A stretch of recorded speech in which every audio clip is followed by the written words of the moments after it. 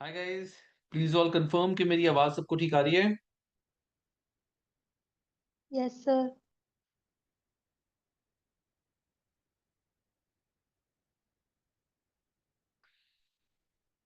Okay,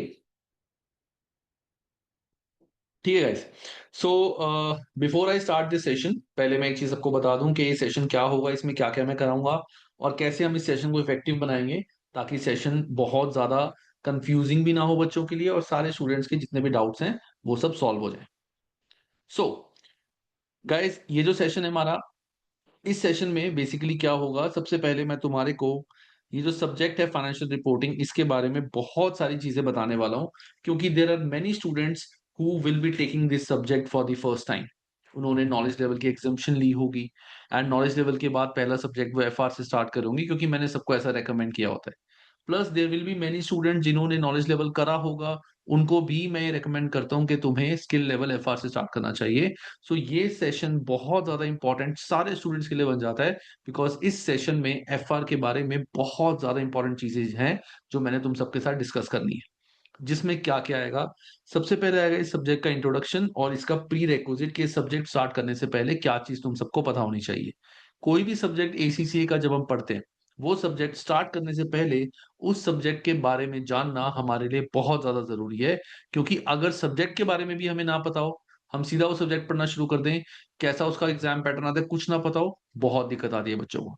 तो इस video में, इस सेशन में तुम्हें इस सब्जेक्ट के बारे में, प्लस ये सब्जेक्ट क्यों एफआर सबसे पहला सब्जेक्ट होता है, वो सब कुछ क्रिस्टल क्लियर होने वाला है।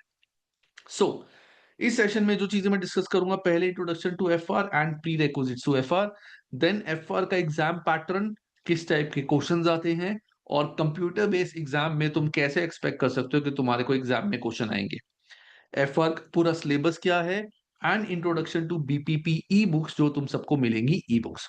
उसके बाद how I will plan your सितंबर अटेम्प्ट, कि सितंबर का जो तुम्हारा अटेम्प्ट होगा किस तरीके से हम उसको प्लान करेंगे, टाइमिंग्स क्या होंगी, टाइमलाइन क्या होगा, कब सिलेबस कंप्लीट होगा, कब जाके प्रैक्टिस होगी, वो सब कुछ तुम्हारे को यहाँ पे क्लियर कर दिया जाएगा। उसके बाद मेरे जो हाइब्रिड क्लासेस हैं वो क्लासेस क्या होती हैं, उसके प्राइसिंग क्या है, वो सब मैं डिस्कस करूंगा, हर पैकेज में तुम्हें क्या क्या मिलेगा, एंड कोई भी जनरल क्वेरी किसी भी स्टूडेंट की रह जाती है वो, and the last thing is the syllabus changes and its impact in September batch. This is the most important part जिसके बारे में काफी स्टूडेंट्स को डाउट होंगे। तो आई विल ट्राई कि इस वीडियो के थ्रू, इस ओरिएंटेशन सेशन के थ्रू, मैं सारे स्टूडेंट्स के सारे एफआर से रिलेटेड डाउट जो हैं वो 100% सॉल्व कर दूं। This would be my aim for all. ठीक है। बाकी अब अगर मान लो किसी स्टूडेंट को कोई क्वेरी आती है, मैंने एक टॉपिक कराया, एक टॉपिक कराने के बाद ये फर्स्ट चीज मैंने बता दी, एंड उसके बाद लेट्स से किसी की कोई क्वेरी आती है, तो प्लीज अपना माइक ऑन करके क्वेरी मत पूछना।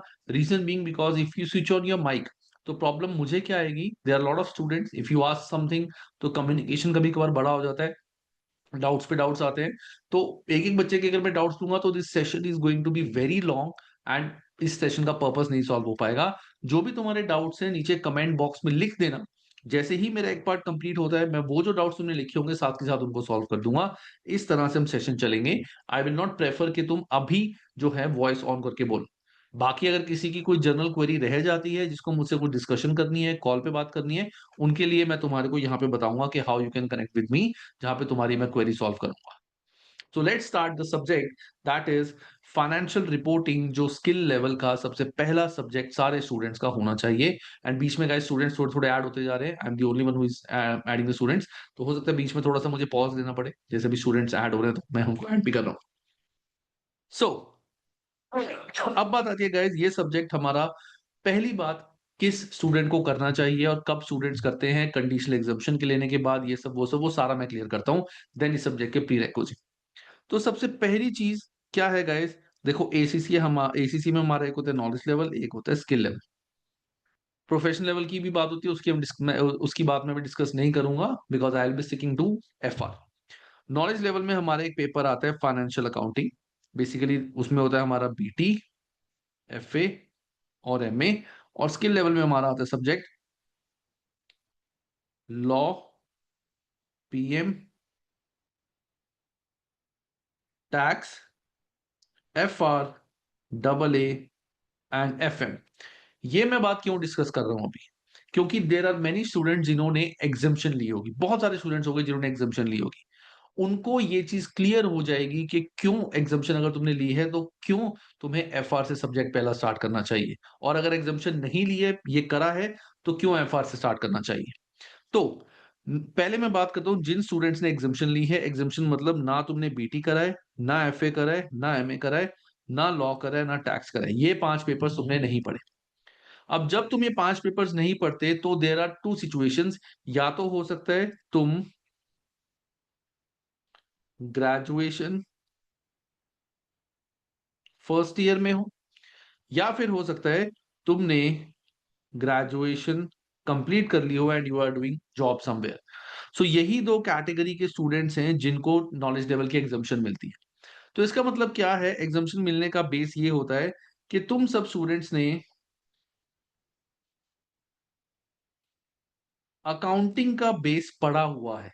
क्योंकि जो ये हम ग्रेजुएशन में जिसके बेस पे हमें एग्जाम्शन मिलती है, उसमें भी हम अकाउंटिंग करते ही हैं। ठीक है ना, हमने अकाउंटिंग, अकाउंट्स बनाना, जर्नल एंट्रीज वगैरह, ये सब कुछ हम ऑलरेडी कर चुके हैं। तो उसी बेस पे हमें एग्जाम्शन मिलती है कि ये सब्जेक्ट्स कहीं ना कहीं हम अपने कोर्स में कवर कर चुके हैं। ठीक है, लॉ एग्जैक्टली सेम ऐसा नहीं होता, ये यूके टैक्स है, हमने इंडियन टैक्स पढ़ा होता है, तो दैट इज द डिफरेंस। लेकिन एफए और एमए की एग्जाम्शन इसलिए मिलती है क्योंकि एमए जो है ये भी ग्रेजुएशन में आता है, that is your cost accounting, और एफए भी तुम्हारा फाइनेंशियल अकाउंटिंग आता है। तो इसकी एग्जाम्शन इसी बेस पे मिलती है कि तुमने ये सब्जेक्ट ऑलरेडी पहले पढ़ा हो। दूसरे स्टूडेंट्स उस कैटेगरी के होंगे जिन्होंने एग्जाम्शन नहीं ली होगी, उन्होंने बीटी, एफए, एमए, ये तीनों सब्जेक्ट्स पढ़ लिए होंगे, and now they are planning to start with skill level subject. तो उनके लिए जो सबसे पहला प्रेफरेंस सब्जेक्ट होती है वो मैं कहता हूं एफआर, एक्सेप्ट फॉर दो स्टूडेंट्स जिन्होंने लेटेस्ट अभी एमए पढ़ा। If there is any student जिसने लेटेस्ट अभी अभी मैनेजमेंट अकाउंटिंग क्लियर करा है, उनको मैं रेकमेंड करता हूं कि सीधा सीधा अपना परफॉर्मेंस मैनेजमेंट सब्जेक्ट स्टार्ट करो। बिकॉज जो परफॉर्मेंस मैनेजमेंट सब्जेक्ट है वो है एक्सटेंशन ऑफ मैनेजमेंट अकाउंटिंग। वही सारे फॉर्मूलेज, वही सारे कॉन्सेप्ट्स काफी हद तक, मतलब 40 to 50% सिलेबस इससे मिला। तो जिस भी स्टूडेंट ने रिसेंटली रिसेंटली मतलब ऐसा नहीं है कि 1 साल पहले पढ़ा था, रिसेंटली एमए कंप्लीट करा है, उन स्टूडेंट्स की प्रेफरेंस होनी चाहिए पीएम। बाकी जिन स्टूडेंट ने नॉलेज लेवल काफी पहले क्लियर किया था, काफी टाइम हो गया, या एफए रिसेंटली क्लियर किया है, या कुछ भी है, ये इस कैटेगरी में नहीं आते जिन्होंने एमए रिसेंटली करी है, they should start with financial reporting. इसका रीजन क्या है, why you should start with financial reporting. Financial reporting हमारा जो सब्जेक्ट है उसमें हमें क्या सिखाया जाएगा।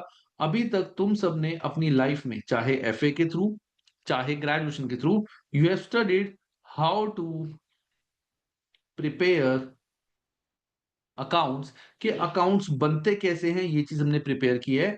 And that is general accounts, कि जनरल अकाउंट्स कैसे बनते हैं वो चीज हमने अभी तक पढ़ी है, इसके अलावा कुछ नहीं पढ़ा। Journal, ledger, trial balance, balance sheet, profit and loss, ये सब कुछ हमें बनाना आता है। लेकिन होता क्या है गाइस, हमारे कुछ अकाउंटिंग स्टैंडर्ड्स होते हैं। तो अभी मैं बात करूंगा आईएफआरएस की, जो हमारे वर्ल्ड वाइड स्टैंडर्ड कॉमन चलते हैं, जो एसीसी में फॉलो होता है। इंडिया में हमारे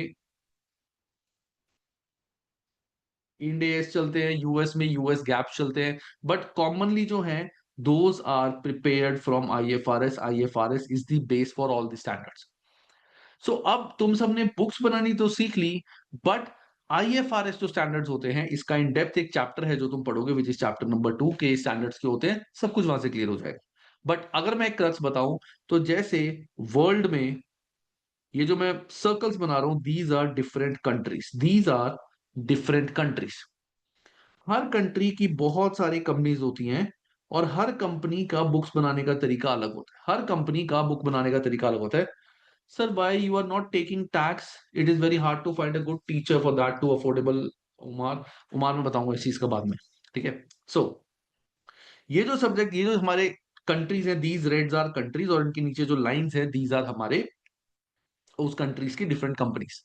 अब हर कंपनी का बुक बनाने का जो तरीका होता है, फाइनेंशियल स्टेटमेंट बनाने का तरीका, वो डिफरेंट होता है। कई कंपनीज कुछ और हेडिंग बनाती है, कई कंपनीज कुछ और हेडिंग बनाती है, कई कंट्रीज में बुक्स अलग तरीके से बनती हैं। तो बुक्स को बनाने के तरीके बहुत बहुत अलग होते हैं डिफरेंट कंट्रीज के। अब सोचो, there is a guy who is a big investor, who is a big investor, who wants to invest money in different countries, उनकी कंपनीज में पैसे, ये इन सारी कंट्रीज में पैसे इन्वेस्ट करना चाहता है। तो वो क्या करेगा, वो इन सारी कंट्रीज को बोलेगा या इन सारी कंपनीज को बोलेगा जो भी इन कंट्रीज के अंदर हैं कि आप हमें अपनी फाइनेंशियल स्टेटमेंट्स दो। तो वो सारे अपनी फाइनेंशियल स्टेटमेंट इन्वेस्टर्स को देंगे। तो सोचो इन्वेस्टर्स के पास इतनी सारी फाइनेंशियल स्टेटमेंट आ गई, इतनी सारी डिफरेंट कंट्रीज की कंपनीज की फाइनेंशियल स्टेटमेंट्स आ गई, और ये जो फाइनेंशियल स्टेटमेंट उसके पास आई हैं, इनमें हर एक में फॉर्मेट और कैलकुलेशन डिफरेंट है। कई लोग किसी चीज को अलग तरीके से ट्रीट करते हैं, कई लोग किसी चीज को अलग तरीके से ट्रीट करते हैं। मैं इन डेप्थ नहीं जाऊंगा, वो तुम सारा आईएफआरएस में पढ़ोगे। तो इसके लिए it will be very difficult कि वो किस कंपनी में पैसा लगाए, कि यार इस कंपनी ने जो प्रॉफिट लगाया अच्छा तो लग रहा है, लेकिन इसने ट्रीटमेंट अलग करा है। ये कंपनी का प्रॉफिट इससे कम है, लेकिन इसने हो सकता है किसी एक ऐसा खर्चा बना दिया, जैसे डेप्रिसिएशन होती है, वैसी एक खर्चा बना दिया जिसकी वजह से प्रॉफिट कम हो गया, लेकिन टेक्निकली इससे बेटर है।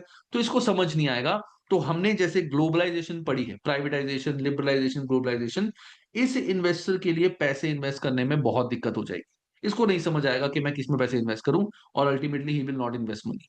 एंड उससे क्या होगा, कंट्रीज ग्रो नहीं कर पाएंगी, कंपनीज ग्रो नहीं कर पाएंगी, बहुत सारी कंपनीज की ब्रांचेस होंगी अलग अलग कंट्री में, वो मर्ज नहीं कर पाएंगे बुक्स की, यार वहां अलग बुक्स फॉलो होती हैं, यहाँ अलग बुक्स फॉलो होती हैं। तो उन सारे प्रॉब्लम्स की एक सॉल्यूशन बना, दैट इज कॉल्ड आईएफआरएस। तो आईएफआरएस स्टैंडर्ड्स हमारे बने, जिसमें ये बोला गया कि जो बुक्स बनेगी इन स्टैंडर्ड के अकॉर्डिंग ऐसे बनेगी, और हर एक चीज जो कंट्रीज अलग अलग फॉलो करती थी उनके लिए एक कॉमन सिस्टम बन गया, कॉमन कैलकुलेशन बन गई, कॉमन डिस्क्लोजर बन गया। इस तरीके से तुम्हें बुक्स को शो करना है। इससे क्या होगा, बुक्स में सिनर्जी आ जाएगी, एंड सारी हमारी जो बुक्स है एक तरीके से बनेगी। तो जो इन्वेस्टर होगा उसको क्या होगा कि हाँ 10 कंपनीज देखी, सीधा प्रॉफिट चेक करे कि सब आईएफआरएस फॉलो कर रहे हैं, एक ही तरीके से बुक्स बन रही है, he can easily invest money in any company, ज्यादा दिमाग लगाए। जिनको दूसरी कंपनी में अपना कंट्री में अपनी कंपनी खोलनी है, उनको भी दिक्कत नहीं आएगी बुक्स मर्ज करने में, क्योंकि सारे आईएफआरएस फॉलो करते हैं। तो ये जो हमारा सब्जेक्ट है एफ आर, फाइनेंशियल रिपोर्टिंग, इसमें इन्हीं स्टैंडर्ड्स पे फोकस किया हुआ है कि नॉर्मल ट्रीटमेंट्स प्लस स्टैंडर्ड्स के अकॉर्डिंग किस किस चीज का क्या ट्रीटमेंट होता है। तो ये पूरा स्टैंडर्ड्स पे बेस है, इसमें सारे स्टैंडर्ड्स तुम पढ़ोगे कि हर स्टैंडर्ड के अकॉर्डिंग उस चीज का ट्रीटमेंट क्या है जो हर कंट्री अलग तरीके से फॉलो करती है। छोटा सा एग्जांपल, जैसे अगर मैं बात करूं, मेरे पास एक बिल्डिंग है, मेरी बिल्डिंग की मार्केट वैल्यू अलग है, मेरी बिल्डिंग की बुक वैल्यू अलग है, कि मैंने अपनी बुक्स में दिखाई हुई मेरी बिल्डिंग 10 लाख की है, लेकिन मार्केट में आज की डेट में 2 करोड़ की बिल्डिंग है। तो कुछ कंट्रीज ऐसी हैं जो बिल्डिंग 2 करोड़ पे दिखाएंगी, वो मार्केट वैल्यू फॉलो करती है। कुछ कंट्रीज ऐसी हैं जो बिल्डिंग 10 लाख पे दिखाएंगी। अब जो कंपनी 2 करोड़ में दिखाएगी, हो सकता है वो अपना 1 करोड़ 90 लाख का प्रॉफिट बढ़ा दे, वो भी गलत है। इस कंपनी ने, इसके पास भी 10 लाख की बुक्स वो है बिल्डिंग, लेकिन इसने वैल्यू बढ़ाई नहीं, इसका प्रॉफिट कम होगा। तो ऐसे बहुत सारी प्रॉब्लम्स होती थी। इन सब चीजों के लिए ये बन गया हमारे स्टैंडर्ड, और यही स्टैंडर्ड का ट्रीटमेंट तुम पढ़ोगे इस सब्जेक्ट में, दैट इज फाइनेंशियल रिपोर्टिंग। तो फाइनेंशियल रिपोर्टिंग जो हमारा सब्जेक्ट है, ये हमारा 3 चीजों में बाइफरकेटेड है। पहला तुम्हारा है जहां पे यू विल लर्न स्टैंडर्ड्स, एक तुम स्टैंडर्ड्स पढ़ोगे। स्टैंडर्ड्स पढ़ने के बाद नेक्स्ट तुम पढ़ोगे preparation of consolidated and individual books, के कंसोलिडेटेड बुक्स के दो कंपनीज, मेरी एक सब्सिडरी कंपनी है, उसकी बुक्स में मर्ज करता हूं तो क्या क्या ट्रीटमेंट होगा, क्या क्या एडजस्टमेंट होगी, वो हम पढ़ेंगे। और तीसरा होता है इंटरप्रिटेशन, जहां पे कंपनी की बुक्स हमें दी गई हैं, हम कंपेयर करते हैं पिछले साल से इस साल में, और हम बताते हैं कि यहाँ पे क्या क्या चेंजेस है, कंपनी ने किस रीजन की वजह से इसकी रेशो में फर्क आया होगा। इसकी रेशो पहले इतनी थी अब इतनी है, तो क्या रीजन हो सकते हैं जिसकी वजह से रेशो खराब हुई है। और कंपनी ने अगर किसी सब्सिडरी को लेट से सेल कर दिया, या किसी सब्सिडरी को एक्वायर किया है, क्या वो डिसीजन सही है कि नहीं, वो सारी चीजें हम इन 3 टॉपिक्स में बाइफरकेटेड है पूरा हमारा एफआर का सिलेबस। तो देखा जाए, एफआर फर्स्ट सब्जेक्ट इसलिए होता है क्योंकि तुमने फाइनेंशियल स्टेटमेंट्स ऑलरेडी बनानी सीखी हुई है। अब तुम स्टैंडर्ड्स पढ़ोगे कि हर स्टैंडर्ड का क्या ट्रीटमेंट है, उन स्टैंडर्ड्स को फॉलो करके बुक्स हमारी कैसे बनती हैं सारी, और बुक्स बनाने के बाद हम उन स्टैंडर्ड्स के अकॉर्डिंग कैसे अपना इंटरप्रिटेशन करते हैं। Okay. Sir there are not any requirement to know US GAAP. No Satendra, US GAAP नहीं करना तुम्हें, सिर्फ आईएफआरएस फॉलो करना है, दैट्स इट। कोई यूएस गैप, इंडियन स्टैंडर्ड्स नहीं फॉलो करने, just a treatment as per IFRS, यही फॉलो करना है। तो this is why I recommend all the students to start with financial reporting, क्योंकि तुमने ऑलरेडी थोड़ा बहुत अकाउंटिंग पढ़ा हुआ है, काफी हद तक अकाउंटिंग पढ़ा हुआ है, इसके बारे में तुम्हें नॉलेज है। और तीसरी बात ये होती है कि एसीसीए का हमेशा हमें वही सब्जेक्ट पढ़ना स्टार्ट करना चाहिए जो सब्जेक्ट ऑलरेडी हम कहीं ना कहीं थोड़ा बहुत पढ़ चुके हैं। क्यों? क्योंकि एसीसीए में क्वेश्चंस का लैंग्वेज का तरीका अलग होता है, क्वेश्चंस का लेवल अलग होता है, क्वेश्चन पूछने का तरीका अलग होता है, जो मैं सारा आगे बताने वाला हूं। एंड तुम में से बहुत सारे बच्चे ऐसे हैं जो एसीसीए का फर्स्ट सब्जेक्ट एफआर कर रहे हैं, उन्होंने एग्जाम्पशन ली है, या जिनने एग्जाम्पशन नहीं ली, नॉलेज लेवल के बाद वो स्किल लेवल पे आ रहे हैं। तो हमेशा वही सब्जेक्ट पिकअप करो जो तुमने ऑलरेडी पहले पढ़ा हुआ है। जो बच्चे डायरेक्टली पीएम के साथ स्टार्ट करते हैं, या डबल ए के साथ स्टार्ट करते हैं, या एफएम के साथ स्टार्ट करते हैं, उनको बहुत ज्यादा दिक्कत आती है। क्यों? पहली बात तो वो सब्जेक्ट उनके लिए नया है, 2 महीने में सब्जेक्ट कंप्लीट करना है, कुछ भी नहीं पता सब्जेक्ट के बारे में, और क्वेश्चंस का लेवल इतना हाई है कि बच्चे वो कहते हैं सर ये तो समझ ही नहीं आता। तो कभी भी कोई भी स्टूडेंट जो है वो अगर नॉलेज लेवल करके आया है, एमए रिसेंटली नहीं पढ़ा, तो उनको एफआर से स्टार्ट करना है, और अगर एग्जाम्पशन ली है तो you have to start with FR, this is the best subject to start. और एफआर करने के बाद ही you can continue for double A, क्योंकि double A is extension of FR.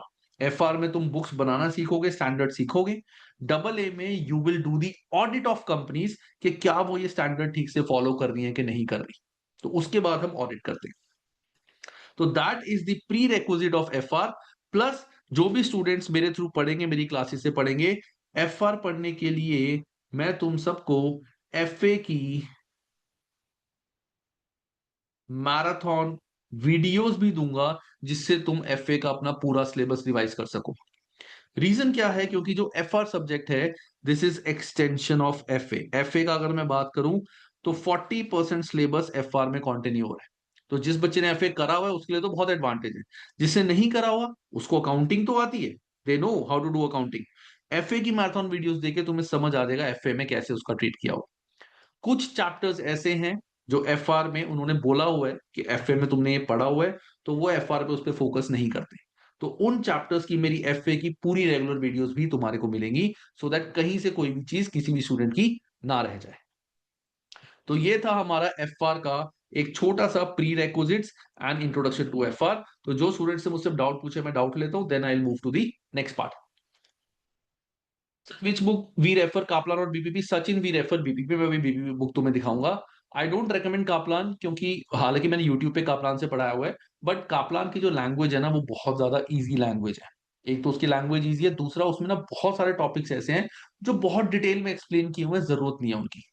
उसमें एक ही टॉपिक को पहले एक्सप्लेन किया हुआ है, उसके बाद दोबारा से उसको अलग पैराग्राफ में एक्सप्लेन किया है। तो मेजरली स्टूडेंट्स की क्वेरी ये आती है कि सर क्या हमें दोबारा पढ़ना है? मैं कहता हूँ एक बार पढ़ लो, लेकिन हमें सिलेबस भी तो 2 ढाई महीने में कंप्लीट करना है ना। तो बी कापलान के अंदर ना बहुत वास्ट दिया हुआ है, which is actually not required. तो इसीलिए हम लिमिट में पढ़ेंगे, ज्यादा उसमें नहीं करेंगे। तो बीपीपी इज गुड, बीपीपी का लेवल भी अच्छा है, इसके क्वेश्चंस भी कापलान से काफी ज्यादा बेटर है। तो we will be doing studying from BPT, BPP plus इसी से study hub. Okay sir, can we do F R and double A? देखो पवन, अगर तो ये सब्जेक्ट तुम्हारा फर्स्ट सब्जेक्ट है एसीसीए का, मतलब नॉलेज लेवल करा नहीं, एग्जाम्पशन ली है, फर्स्ट सब्जेक्ट है एसीसीए का, तो मैं कहूंगा कि तुम सिर्फ एफ आर पढ़ो, भी 2 सब्जेक्ट मत करो। एक बार एफ आर हो जाए, कॉन्फिडेंस आ जाए एसीसीए में, क्वेश्चंस के बारे में पता चल जाए, क्योंकि यहाँ पे टाइपिंग की भी जरूरत होती है, और डबल ए में तो पूरी टाइपिंग है, पूरी पूरी टाइपिंग करनी पड़ती है, उसमें 70 मार्क्स का सब्जेक्टिव आता है। तो पहले एक बार एक बेस अपना बना लो एसीसीए के क्वेश्चंस के लेवल का, टाइपिंग का, कॉन्सेप्चुअल क्लैरिटी का एसीसीए का। देन तुम चाहो तो 2 सब्जेक्ट पिक कर सकते हो, अभी एक सब्जेक्ट करो। Such we paper can do with F R, ये मैंने ऑलरेडी बता दिया कि अभी एफ आर इंडिविजुअली करो, उसके बाद डबल ए करो। Sir my twelfth marks sheets are, sir my twelfth marks are less if I am studying in financial B com, will be able to claim exemption? देखो हिमांशु, मैं एक चीज बोलूंगा, देखो अगर तुम खुद ही मुझे ये बात बोल रहे हो कि ट्वेल्थ में मेरे कम मार्क्स हैं, तो मैं तो बिल्कुल नहीं तुम्हें रेफर करूंगा कि तुम एग्जामेशन क्लेम करो। बल्कि जो स्टूडेंट्स नॉलेज लेवल की एग्जामेशन, जो बीकॉम फर्स्ट ईयर में और उनके ट्वेल्थ में बहुत अच्छे मार्क्स आए थे, ओनली दो students should claim exemption. Otherwise जिन स्टूडेंट्स के 80-85% मार्क्स आए ट्वेल्थ में, तो प्लीज एग्जाम्शन मत क्लेम करना, बिकॉज ये जो बेस है it is very very important. F A बहुत इंपॉर्टेंट है एफ आर के लिए, एम ए बहुत इंपॉर्टेंट है परफॉर्मेंस मैनेजमेंट के लिए। तो जिन स्टूडेंट्स के 12th में एक्सेप्शनल मार्क आए थे एंड वो बी कॉम फर्स्ट ईयर में है और एग्जाम्शन क्लेम करना चाहते हैं वो कर लें, बट मैं एक्चुअली मैं रेकमेंड नहीं करूंगा कि तुम एग्जाम्शन क्लेम करो। हाँ, जो बी कॉम सेकेंड ईयर में है या थर्ड ईयर में है वो क्लेम कर सकते हैं, because time is very important. Sir F R F M is good combo to start with. Sachin देखो, मैं सारे स्टूडेंट्स को एक चीज बोल रहा हूँ, अगर तुम्हारा एसीसीए का पहला पेपर है, ये तुमने एग्जाम्शन ली थी नॉलेज लेवल की, this is your first paper, तब प्लीज एक ही सब्जेक्ट पिक करो। लेकिन अगर तुमने एग्जाम्शन नहीं ली थी, नॉलेज लेवल करा था एंड उसके बाद तुम्हारे नॉलेज लेवल में 80-90% मार्क्स आए थे, काफी अच्छे मार्क्स आए थे नॉलेज लेवल में, and you have that confident कि तुम दो पेपर पिक कर सकते हो, देन ओनली पिक, अदरवाइज अभी एक पेपर पिक करो, नेक्स्ट पेपर से दो दो सब्जेक्ट पिक कर लेना। Sir but I studied F and M A in last 2 months, Himanshu. अच्छा तुमने पढ़ लिया, हाँ फिर तो एग्जाम्शन क्लेम कर सकते हो, तुमने पढ़ लिया ना, you have studied F and M A, exam नहीं दिए होंगे तो एग्जाम्शन क्लेम कर सकते हो, कोई दिक्कत नहीं है। Sir, when will be able to give after exemption in first year after?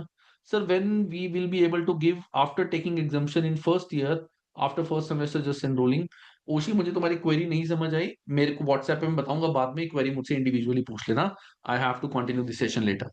ठीक है, मैं तुम्हारी क्वेरी तुम्हारी सॉल्व कर दूंगा। Sir your F9 lecture is not seen on the V guide app, it's there on the YouTube, वो YouTube पे सारे अवेलेबल है। F9 की जरूरत ही नहीं है, F9 तो मैं कहता हूँ सारे यूट्यूब से देख लो। इजी सब्जेक्ट है, पासिंग परसेंटेज अच्छा है, 90% ऑफ द स्टूडेंट मेरे सीधा यूट्यूब से देखे अच्छे मार्क्स से क्लियर कर लेते हैं। चलो मैं बढ़ता हूँ आगे, उसके बाद मैं नेक्स्ट क्वेरी सॉल्व करूंगा। अब आता है गाइस हमारा एफ आर का exam pattern, type of question and introduction to CB. इससे पहले एफ आर का entire syllabus and introduction to BPP e books, ये मैं तुम सबको बताता हूँ। देखो,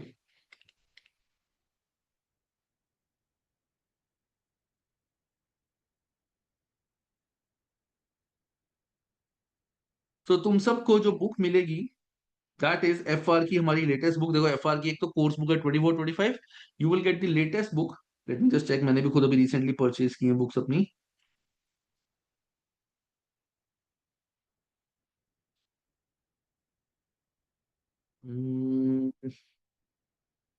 एक्चुअली मैंने बल्क परचेज किया ना, तो इससे थोड़ा सा एफ आर किट ये रही, एफ आर स्टडी टेक्स्ट,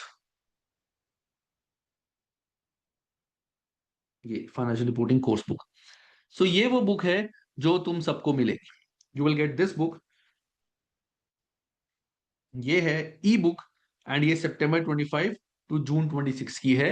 मतलब जो भी स्टूडेंट एसीसीए का एग्जाम सितंबर एफआर में दे रहे हैं, they have to follow this book, it is the latest book. हालांकि जिनके पास पुरानी बुक है उनको नई बुक खरीदने की बिल्कुल जरूरत नहीं है, वो भी मैं सिलेबस चेंजेस के टाइम पे बताने वाला हूँ।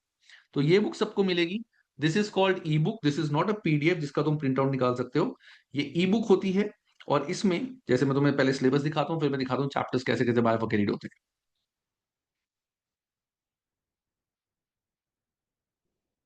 तो there are total 23 chapters in your F R syllabus.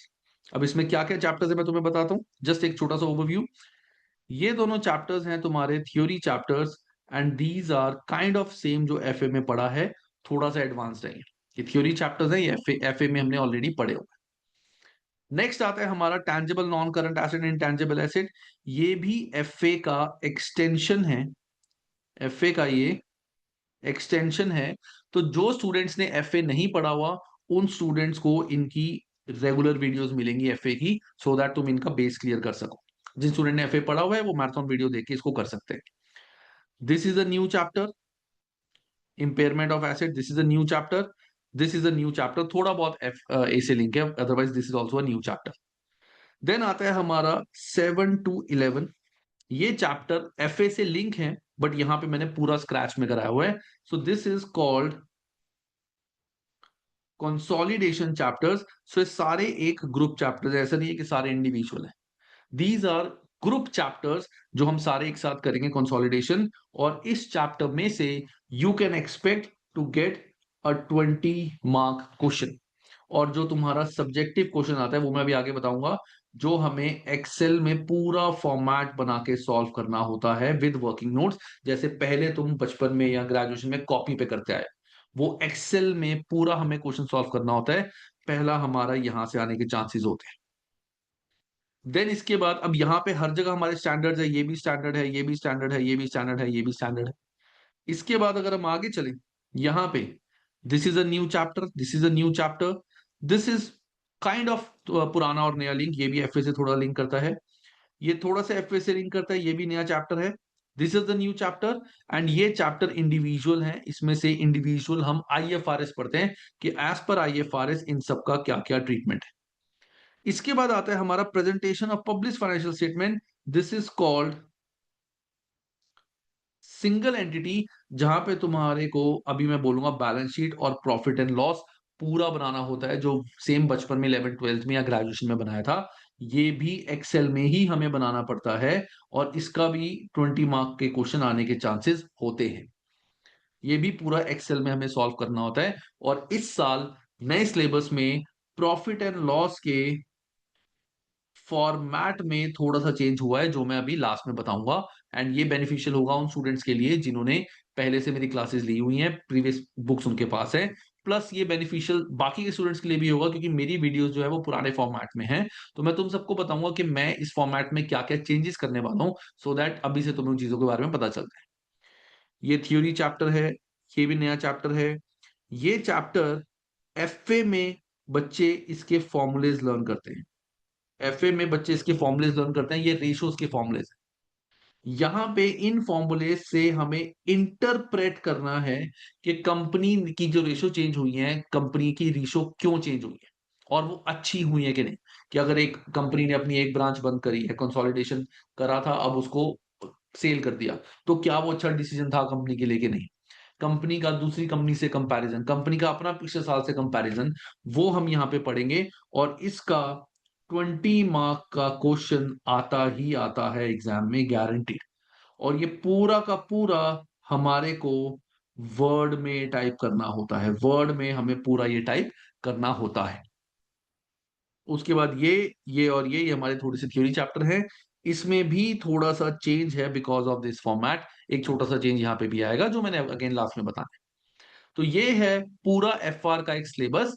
और इस ई बुक से फायदा क्या है, let's say you want to study chapter number 11, तो सीधा चैप्टर नंबर 11 पे गए, क्लिक किया एंड चैप्टर नंबर 11 ओपन हो जाएगा। अब चैप्टर नंबर 11 जो मैंने पढ़ाया हुआ है, मैंने सब कुछ इस बुक से पढ़ाया हुआ है, मेरे नोट्स भी हैं, लेकिन पढ़ाते हुए मैंने सब कुछ यहां से बुक से फॉलो करा है। यही सारे क्वेश्चंस मैंने वहां पे सॉल्व करे हुए, सब कुछ मैंने यहीं से पढ़ाया हुआ है गाइस।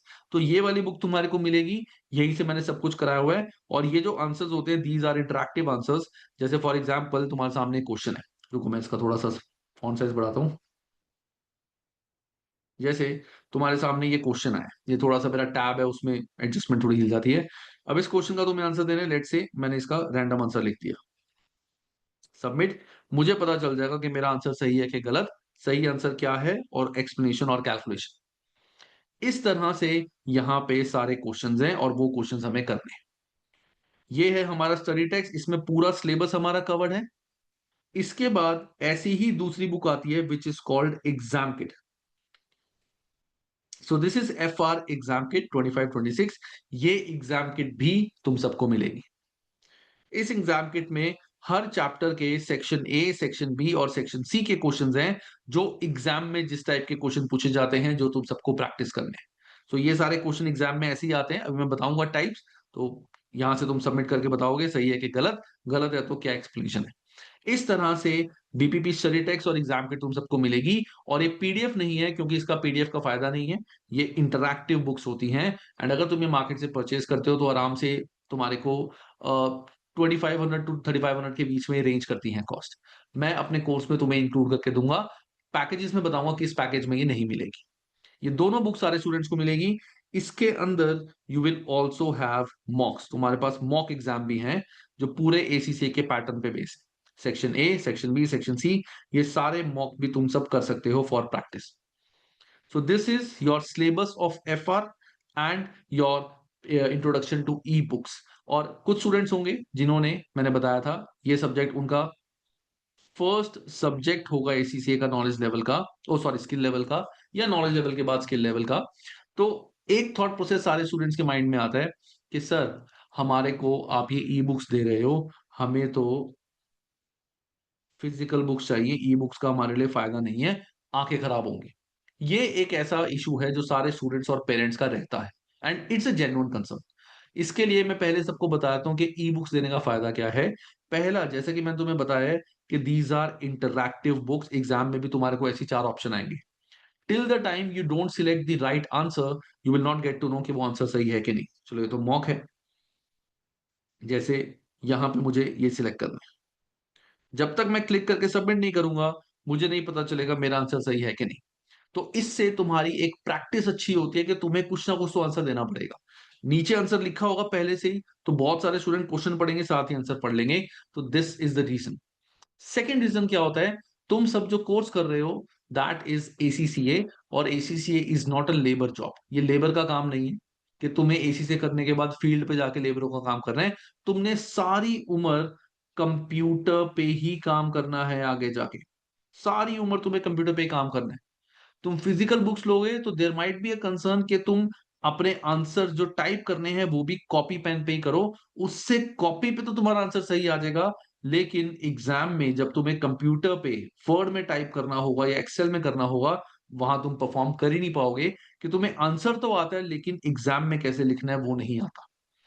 प्लस बहुत सारे सेंटर्स, जब तुम एग्जाम देने जाओगे, these are centre based exam, centre पे जब तुम एग्जाम दोगे, वहां पे तुम्हारे को पेपर और पेन अलाउड ही नहीं होता। देर आर मेनी प्लेसेस जहां पे बच्चे मेरे को कंप्लेन करते हैं कि सर पेपर पेन अलाउ नहीं कर रहे।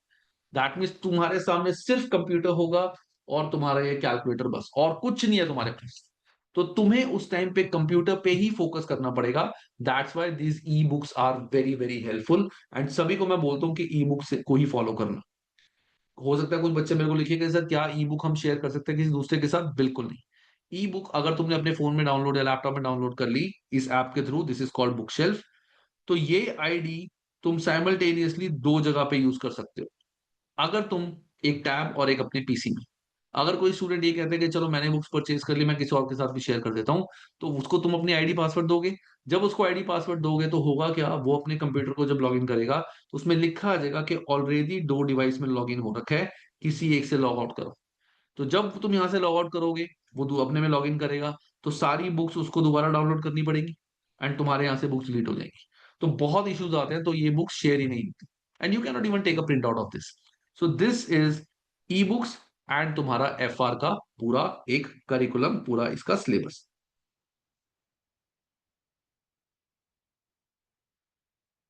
तो we are done with introduction, entire syllabus, and introduction to CBE. अब बात आती है एफआर का एग्जाम पैटर्न और टाइप ऑफ क्वेश्चन। इससे पहले मैं थोड़े बहुत जो कमेंट सेक्शन में डाउट्स आए हैं वो मैं ले लेता हूँ।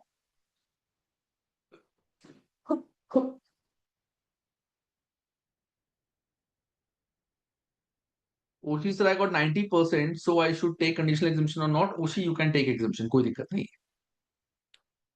Sir I am starting ACC after 3 years gap, is it better to start with FR? Yes, अगर 3 इयर्स गैप के बाद स्टार्ट कर रहे हो, स्किल लेवल का पहला पेपर है, तो एफआर से ही स्टार्ट करना चाहिए, it is most important.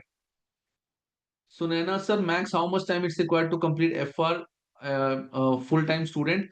Sunaina, अभी मैंने एक पूरा स्ट्रक्चर तुम्हारे को बताना है, अपना टाइमलाइन, कि कितना टाइम में सिलेबस हमारा कंप्लीट होता है। वहां पे I solve your doubt. But अगर मैं दिन का बताऊं तो दिन के 3 to 4 आवर्स देने पड़ेंगे। ज्यादा दो तो और ज्यादा बेटर है, बट मिनिमम 3 to 4 आवर्स देने पड़ेंगे। Sir are 2 months enough to complete entire syllabus while working full time? Mohammad Asif, देखो हो जाता है। I have lot of student जिन्होंने पहले वाले ग्रुप में एफआर 2 महीने में कंप्लीट करा है। तो ऐसा नहीं है कंप्लीट नहीं हो सकता, हो जाता है, थोड़े से एफर्ट एक्स्ट्रा करने पड़ते हैं, but can be done, don't worry. I am also full time student, it's not easy to do but you have to push yourself in. हाँ ठीक है, मैंने देखा है, मैंने पुराने स्टूडेंट्स मेरे काफी हैं जिन्होंने करा है। Have you complete any subject while working full time? Okay sir, FR is my first subject, I have completed around 60% of this subject in 1 month। हाँ दीपक ने करा हुआ, ठीक है। Sir are your F A YouTube classes valid till now? हाँ हाँ, F A, जो जो बच्चा एफ ए करना चाहता है वो मेरी यूट्यूब वीडियो से भी देख सकता है। मेरी एफ ए की क्लासेस भी हैं, you can also join that, you can also watch the YouTube video, those are sufficient. Sir I have a query regarding PER, can I claim my PER after ACC affiliate? देखो ये जो query है PER की पंकज, ये एक बार जब आज का सेशन कंप्लीट हो जाएगा मैं बताऊंगा, जनरल क्वेरी के लिए मेरे को व्हाट्सएप करने के लिए, वहां पे मैं ये क्वेरी सॉल्व करूंगा।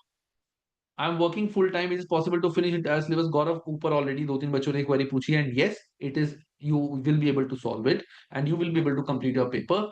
थोड़ी सी मेहनत ज्यादा लगेगी, बट बेनिफिट क्या होता है वर्किंग स्टूडेंट्स के लिए कि उनका कंप्यूटर बेस्ड इन्वायरमेंट अच्छा होता है। उन्होंने कंप्यूटर पे काम करा हुआ है, मेल्स लिखी हुई है, प्रोफेशनल लैंग्वेज आती है, एक्सेल चलाना आता है, तो वो वाला एक टास्क उनके लिए खत्म हो जाता है। सिर्फ उनको पूरा सिलेबस करना होता है, that is the main task. जो नॉर्मल बच्चे हैं जो वर्किंग नहीं है, उनके लिए एक टास्क ये भी होता है कि उनको एक्सेल में काम करना, वर्ड में टाइप करना, टाइपिंग स्पीड बढ़ाना, वो भी करना होता है। बट वर्किंग प्रोफेशंस के लिए इसकी जरूरत नहीं है। Sir, do we have to learn the sections too? नहीं, सेक्शन नंबर याद करने की बिल्कुल भी जरूरत नहीं है। No one has to learn the sections. Sir, how much time we have to pay to get, how much do we have to pay to get? वो मैं सारा बताऊंगा ये बुक्स के बारे में। Sir, I subject life I mean depth and also solved Kaplan and BPP exam kit given because FR base is right now I'm studying in Himanshu, मैं तुम्हारी क्वेरी ग्रुप इंडिविजुअली सॉल्व करूंगा। Sir, I purchase the course but I am unable to download the e book. Sachin, book download नहीं होती, तुम्हारे email पे तुम्हारे को e books के कोड्स आएंगे जो बुक शेल्फ ऐप पे रिडीम करने होते हैं।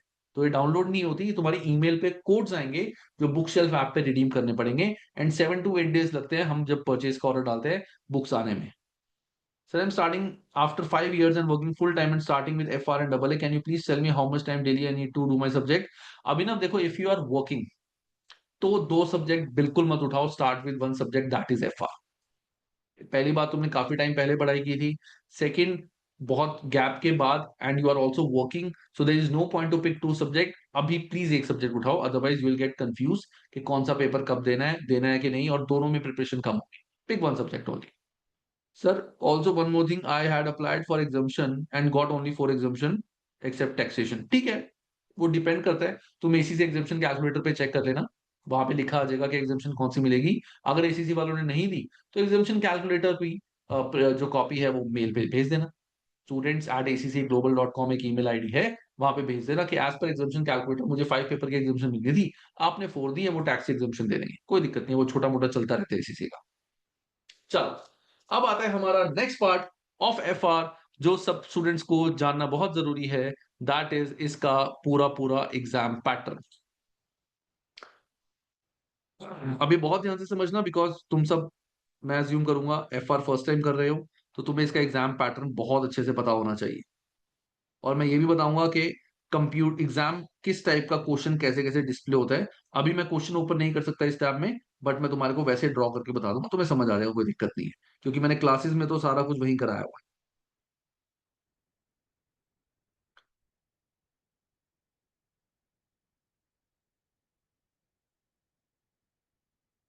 सो जो हमारा FR का पेपर है, that is 3 hours exam, 100 marks, and computer based exam. CBE means computer based exam है, ये कॉपी पेन पे हमें आंसर्स नहीं करने होते। इसमें वी हैव 3 sections। ये सबसे ज्यादा इंपॉर्टेंट बात मैं बता रहा हूं, प्लीज सारे बहुत ध्यान से देखना, इसमें किसी की भी कोई क्वेरी ना रह जाए। पहला आता है हमारा सेक्शन A, देन आता है सेक्शन B, देन आता है हमारा सेक्शन C। सेक्शन ए हमारा जो है that is 30 marks। Section B भी हमारा होता है 30 marks। सेक्शन सी होता है हमारा 40 marks। अब सेक्शन ए जो हमारा है, इसमें 15 इंडिपेंडेंट क्वेश्चंस आते हैं, 2 marks ईच। 15 इंडिपेंडेंट क्वेश्चंस आते हैं, 2 marks ईच। किस टाइप के क्वेश्चन आते हैं वो मैं सारे भी बताने वाला हूं, तो कोई घबराएगा नहीं, सब कुछ मैं बताऊंगा। तुम्हारी सारी अभी तक की क्वेरी सॉल्व करी है ऊपर की, आगे भी करूंगा, टेंशन मत ले। क्योंकि बच्चों को एक होता है कि सर ये क्या होगा, ऐसे कैसे होगा, सब बताऊंगा। बाद में कोई रह जाए क्वेरी तो मुझसे पूछ लेना। सो 15 इंडिपेंडेंट क्वेश्चंस, 2 marks ईच। उसके बाद नेक्स्ट आता है हमारा सेक्शन B, जहां पे 3 केस स्टडीज आती हैं, 5 questions in each case, 2 mark पर क्वेश्चन। सो यहां पे 15 इंडिपेंडेंट क्वेश्चंस आते हैं, यहां पे भी 15 क्वेश्चंस आते हैं, लेकिन केस स्टडी की फॉर्म में। 3 केस स्टडीज आएंगी, एक ऐसा केस होगा, इसके साथ 1 2 3 4 5 डिफरेंट क्वेश्चंस होंगे, और वो क्वेश्चंस करके हमारा पूरा केस कंप्लीट होगा। ऐसे 2 और केस आएंगे, केस 2 और केस 3। ऐसे हमारे 15 क्वेश्चंस यहाँ पे आएंगे, और हर क्वेश्चन 2 मार्क्स का है। थर्ड जो हमारा आता है section C, this is 40 marks. इसमें 2 सब्जेक्टिव क्वेश्चंस आते हैं, 20 मार्क्स ईच। 20 मार्क्स के 2 सब्जेक्टिव क्वेश्चन आते हैं। इन सब के बारे में मैं अभी डिटेल में बता रहा हूं। तो सेक्शन ए में हमारे जो क्वेश्चंस आते हैं, those are objective questions. Section B में भी हमारे आते हैं ऑब्जेक्टिव क्वेश्चन, और सेक्शन सी में हमारे, मैंने ऑलरेडी लिख दिया, सब्जेक्टिव क्वेश्चंस। अब ऑब्जेक्टिव क्वेश्चंस के लिए ना बहुत सारे स्टूडेंट्स के माइंड में एक मिसकंसेप्शन है कि ऑब्जेक्टिव क्वेश्चन होते हैं 4 ऑप्शन और एक सिलेक्ट करना। ये एक बहुत बड़ा मिसकंसेप्शन है बच्चों के माइंड में, पता नहीं कहां से आया है, बचपन से बड़ा हुआ है, कि 4 ऑप्शन में से एक सिलेक्ट करना। लेकिन ऑब्जेक्टिव क्वेश्चन ऐसे नहीं होते। ऑब्जेक्टिव में एक टाइप होता है, that is multiple choice question, MC. Multiple choice question के 4 में से एक सिलेक्ट करना। तो ऑब्जेक्टिव क्वेश्चन में जो पहला टाइप होता है हमारा, तो ये दोनों ऑब्जेक्टिव क्वेश्चन है। पहला टाइप होता है हमारा मल्टीपल चॉइस क्वेश्चन, जहां पे 4 ऑप्शन होंगे, तुम्हें एक सही सिलेक्ट करना होगा। हर क्वेश्चन 2 मार्क का होता है। नेक्स्ट आता है हमारा मल्टीपल रिस्पॉन्स क्वेश्चन। अब मल्टीपल रिस्पॉन्स के अंदर बहुत सारे टाइप के क्वेश्चन आ सकते हैं। कैसा? पहला, 5 ऑप्शंस हैं, कोई भी 2 सिलेक्ट करना। एक स्टेटमेंट दी हुई है, एक बॉक्स यहां पे है, एक बॉक्स यहां पे है, यहां ड्रॉप डाउन दिए होंगे, ऑप्शंस होंगे, तुम्हें उस ऑप्शन में से सिलेक्ट करना है क्या ऑप्शन सही आएगा। तुम्हारे को हो सकता है यहाँ पे 4 ऑप्शन यहां हो, 4 ऑप्शन यहां हो। जैसे मैंने एग्जाम के जब मैं करा रहा था, एक क्वेश्चन सामने था कि तुम्हें मैच द फॉलोइंग करना हो। किसी भी तरीके के क्वेश्चन तुम्हारे को मल्टीपल रिस्पॉन्स क्वेश्चन में पूछे जा सकते हैं। तीसरा आता है हमारा डायरेक्ट क्वेश्चन, जहां पे एक बॉक्स बना होगा, और इस बॉक्स में तुम्हें वैल्यू यानी नंबर लिखना पड़ेगा। इस बॉक्स में ऐसा नहीं है कि तुम्हारे को ऐसे बैलेंस या यस नो ये टाइप करना है, इसकी टाइपिंग नहीं आती। टाइपिंग सिर्फ नंबर की आती है, कि तुम्हें नंबर यहां पे एग्जैक्ट लिखना है। इस टाइप के क्वेश्चंस तुम्हारे सेक्शन ए में आते हैं। Multiple choice question, multiple response question, इसको मल्टीपल रिस्पॉन्स मैचिंग भी बोलते हैं, एंड डायरेक्ट क्वेश्चन, ये सेक्शन ए में आते हैं। और सेक्शन ए और बी में एक छोटा सा पंगा क्या होता है, that is no partial marking. मतलब सेक्शन ए और बी में कोई पार्शियल मार्किंग नहीं है। इसका मतलब क्या है पार्शियल मार्किंग ना होना? जैसे मल्टीपल रिस्पॉन्स क्वेश्चन है, 5 ऑप्शंस हैं, तुम्हें 2 सिलेक्ट करने थे। 5 ऑप्शन है, तुम्हें 2 सिलेक्ट करने थे, तुमने एक सही करा, एक गलत कर दिया। इसकी जगह तुमने ये सिलेक्ट कर दिया, एक सही करा, एक गलत। सो व्हाट विल हैपन कि तुम्हारे को यहां 0 मार्क्स मिलेंगे। 2 की जगह ऐसा नहीं है एक सही किया तो 1 मिल जाएगा, एक नहीं। You will get directly 0 marks. तो एक क्वेश्चन में या तो पूरा सही होगा या 0 मार्क्स।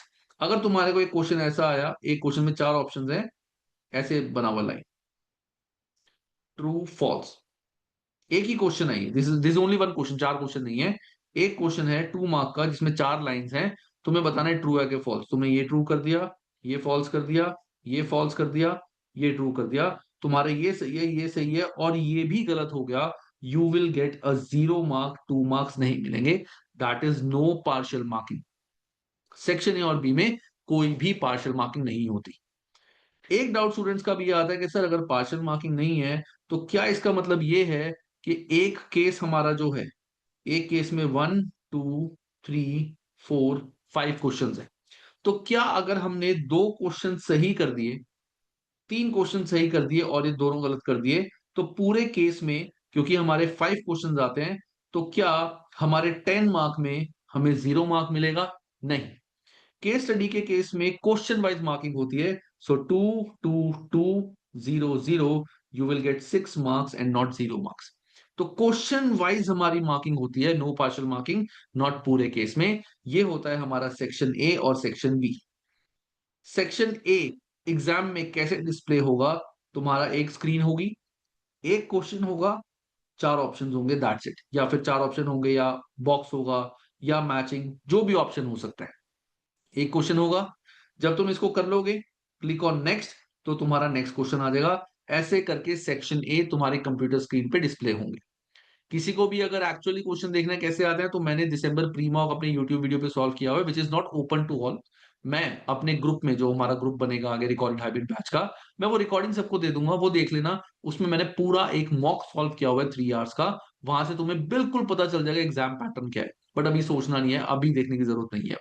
किसी को वैसे ही देखना है तो मेरे को बता देना, बट अभी मैं रेफर नहीं करूंगा। तो सेक्शन ए ऐसे आता है। सेक्शन बी में क्या होगा, तुम्हारे कंप्यूटर में लेफ्ट में पूरा केस गिवन होगा, राइट साइड में पहला क्वेश्चन आएगा और इसके चार ऑप्शन। तुम नेक्स्ट सिलेक्ट करोगे तो पहला हट जाएगा, दूसरा क्वेश्चन, इसके चार ऑप्शन। देन नेक्स्ट सिलेक्ट करोगे, तीसरा, ऐसे करके केस स्टडीज तुम्हारे कंप्यूटर स्क्रीन पे डिस्प्ले होंगी। ये है हमारा section A and section B. अब बात आती है सेक्शन सी। तो सेक्शन ई, जैसा कि मैंने बताया, इसमें सब, चलो मैं इसको रखे रहने देता हूं। सेक्शन सी जो है, इसमें सब्जेक्टिव क्वेश्चंस आते हैं। अब सब्जेक्टिव क्वेश्चंस क्या होते हैं, तो यहां पे मैंने बताया था दो चैप्टर्स, एक कंसोलिडेटेड और एक सिंगल एंटिटी और एक इंटरप्रिटेशन। एक क्वेश्चन इन दोनों में से किसी एक का आएगा, और इंटरप्रिटेशन का तो क्वेश्चन आएगा ही आएगा। इनका क्वेश्चन कैसे आएगा, ये स्क्रीन होगी, लेफ्ट साइड पे क्वेश्चन होगा। इसमें ऐसा जरूरी बिल्कुल नहीं है कि पूरा 20 मार्क का एक ही क्वेश्चन आएगा। हो सकता है यहाँ पे 5 मार्क का एक क्वेश्चन आए, उसमें तुम्हें वर्ड में या एक्सेल में एक्सप्लेन करना हो। फिर तुम्हारे को 2 मार्क का कोई और क्वेश्चन आए, वो वर्ड में एक्सप्लेन करना हो। और तीसरा तुम्हारा सीधा सीधा 13 मार्क का एक्सेल बना हो जाएगा, जहां पे तुम्हारे को एक क्वेश्चन सॉल्व करना है। मैंने जो सेक्शन सी के क्वेश्चन सॉल्व, काफी सारी वीडियोस मैंने बनाई हुई हैं, वो सारी मैंने एक्सेल में सॉल्व करके बनाई है, सो दैट तुम्हें एक्सेल का फॉर्मेट पूरा समझ आ जाए। कौन कौन से फॉर्मूले एक्सेल में लग सकते हैं, कैसे कैसे हमें प्रेजेंट करना है, बोल्ड करना है, कैलकुलेशन कैसे करनी है, सब कुछ तुम्हें मेरी वीडियो से मिल जाएगा। जब मैंने सेक्शन सी के क्वेश्चन सॉल्व वाली देखो, सब कुछ वहां से क्रिस्टल क्लियर हो जाएगा। इस तरह से तुम्हारा सेक्शन सी का एक क्वेश्चन आता है। देन आता है तुम्हारा इंटरप्रिटेशन का क्वेश्चन। इसमें भी ऐसा हो सकता है कि तुम्हारे को पहले एक 2 मार्क का क्वेश्चन आ गया, 3 मार्क का, 4 मार्क का, एंड देन तुम्हारे को यहाँ पे वर्ड डॉक दिया होगा, जहां पे 9, 10, 11, 15 मार्क में तुम्हें ये पूरा अपना एग्जाम इवेल्युएट करना होगा। और यहाँ पे तुम्हें प्योर कीबोर्ड से टाइपिंग करनी पड़ेगी, तो टाइपिंग स्पीड बहुत ज्यादा बढ़ानी पड़ेगी। अभी हम इस पे काम नहीं करेंगे, टाइपिंग स्पीड पे काम हम थोड़ा सा लेट करेंगे, अभी इस पे काम नहीं करने वाले। बट ये होता है तुम्हारा पूरा एफ आर का एग्जाम पैटर्न, और कंप्यूटर पे कैसे तुम्हारे क्वेश्चंस आते हैं। कंप्यूटर बेस्ड एग्जाम क्या होता है, ऐसे तुम्हारे को कंप्यूटर पे डिस्प्ले किया जाए। अब मैं स्टूडेंट्स की क्वेरी ले रहा हूँ, किसी और की क्वेरी है तो वो भी पूछ लें, then I move to the next part. Sir F A marathon videos is it, अच्छा ये तो मैंने बता दिया था। अच्छा, F A marathon videos is it free on YouTube और we need to subscribe member. Habib, अगर तुम मेरी क्लासेस वी गाइड से लेते हो, तो वहां पे एफ ए की मैराथन वीडियो सारे स्टूडेंट्स को मिलेंगी। किसी को कोई मैराथन वीडियोस के लिए यूट्यूब से कोई मेंबरशिप लेने की जरूरत नहीं है। वो सारी वीडियोस वी गाइड ऐप पे तुम्हें मिलेगी, मेरे कोर्स के अंदर। Sir it possible to jump to ACC after clearing CA articles? CA articles, Niharika मुझे समझ नहीं आया। देखो सीए में 3 लेवल होते हैं, फाउंडेशन, इंटर और फाइनल्स। सीए आर्टिकल्स मुझे नहीं पता, मतलब what you are asking. Abhinav sir, I am in London and doing full time over delivery, can you please tell me how much time I need to daily end. ये मैं बताऊंगा अभी, जब मैं अपने हाइब्रिड क्लासेस के बारे में डिस्कस करूंगा। मेरे हाइब्रिड क्लासेस इसी तरीके से डिजाइन किए गए हैं कि सारे स्टूडेंट, चाहे वो किसी और कंट्री में हो, चाहे वो जॉब करते हो, चाहे वो कॉलेज जाते हो मॉर्निंग या इवनिंग शिफ्ट, चाहे फुल टाइम स्टूडेंट्स हो, सब मेरी वीडियोस देख सके। उसका मैं स्ट्रक्चर अभी आगे बताऊंगा। Sir how much time should we give to each question in all section of FR for objective and subjective as well? Mohammad, अभी तो इस चीज पे जाओ ही मत कि क्वेश्चन को सॉल्व करने में कितना टाइम लगता है। पहले तो हम चैप्टर पढ़ लें, चैप्टर पढ़ने के बाद सारे स्टैंडर्ड्स पढ़ लें, सारे फॉर्मुलेज लर्न कर लें, उसके बाद हम देखेंगे। मैं तो सिंपल, तुम मेरे से पूछ रहे हो, मैं सिंपल बोलूंगा। 100 मार्क्स का तुम्हारा पेपर है, 3 आवर्स है, तो 3 आवर्स को जब हम 180 से कर देंगे, दैट मीन्स पर मार्क यू हैव 1.8 मिनट। एक मार्क को करने में 1.8 मिनट है, तो 2 मार्क के लिए तुम्हारा 3.6 minutes. But that is not practical, ऐसा नहीं होता। ठीक है ना? Is there any negative marking in ACC papers? नहीं, नेगेटिव मार्किंग नहीं होती। या तो 0 या full mark. Sir should we do questions from study hub? Yes Mohammad, हम स्टडी हब से भी क्वेश्चंस प्रैक्टिस करेंगे, ये मेरे करिकुलम में है जब हम रिवीजन करेंगे। Can I get ongoing course of this paper F5 PM English language? जिन F5 का इंग्लिश नहीं है मेरे पास, F7 का इंग्लिश मेरा पार्टनर है प्रशांत, वो पढ़ाता है। तो if you want English classes then you can take from Prashant Sankar, he is good in English and he will explain you everything in English, his classes in also is in English. Prashant Sankar is his name. Can you show paper samples for section C so we can have an idea how to solve CB paper in my first paper? अभी तो हसन, मैंने क्या बोला था, अभी तो पहले subject तो पढ़ो। मैंने तुम्हें एक आइडिया दे दिया, और YouTube पे मैंने ऑलरेडी वीडियोस बनाई हुई है, मैंने बोला मैं शेयर कर दूंगा वो videos. You will get to know section C कैसा आता है। मैं चलो एक काम करूंगा, मैं आफ्टर दिस क्लास जो स्टूडेंट्स मेरे बैच ज्वाइन करते हैं, मैं सबको एक लिंक शेयर कर दूंगा मेरी यूट्यूब वीडियो का, जो मैंने एक प्री मॉक पूरा सॉल्व किया हुआ है। 3 आवर्स में पूरा मैंने पेपर सॉल्व किया है। तो मैं एग्जैक्ट आइडिया हो जाएगा कि किस लेवल के क्वेश्चंस आते हैं, टाइप ऑफ क्वेश्चंस, पूरा पेपर सेक्शन सी सब क्लियर हो जाएगा। I share that video. बस मेरे को याद दिला देना, मैं थोड़ा भूल जाता हूँ बाद में। What are the consequences of does a student face when studying ACCA with full time working from abroad and there is no exam center?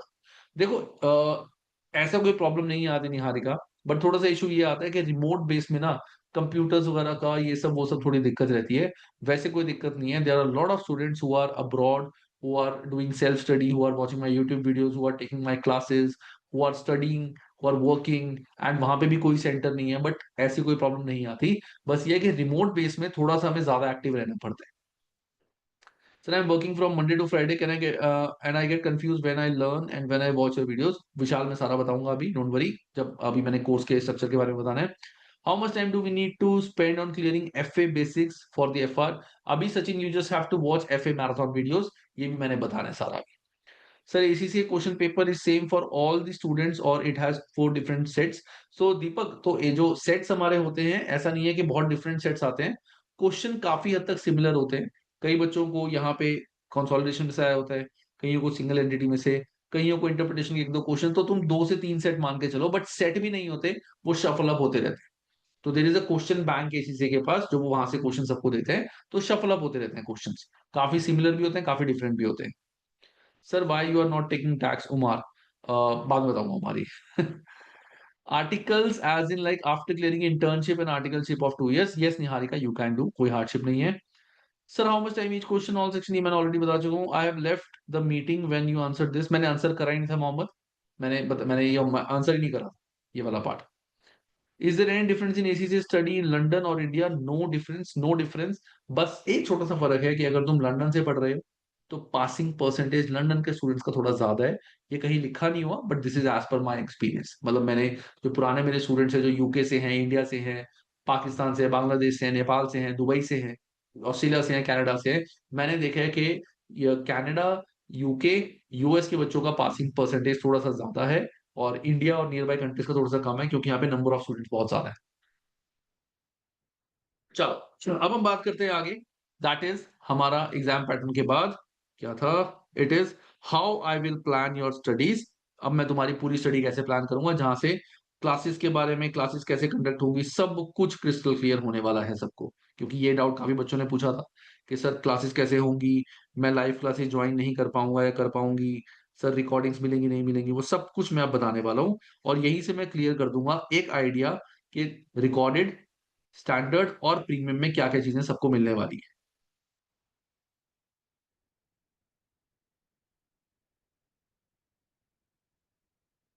देखो, एक सेकंड गाइस।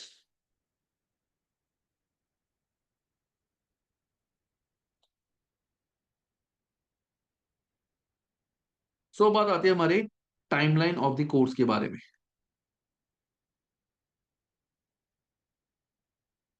तो your exam date is 5th I think, नहीं 4th को तुम्हारा exam, 5th को exam है, ठीक है।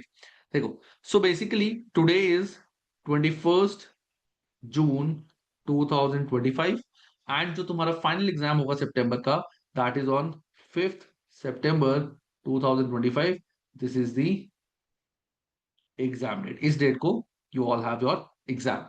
अब मैं ये पूरा कोर्स कैसे प्लान करूंगा कि हम 2.5 months में ये पूरा कोर्स कंप्लीट कर सकें? तो सबसे पहले इसको मैं 1 टू और 3 पार्ट में डिवाइड करता हूं। पहला जो पार्ट है दैट इज कंप्लीशन ऑफ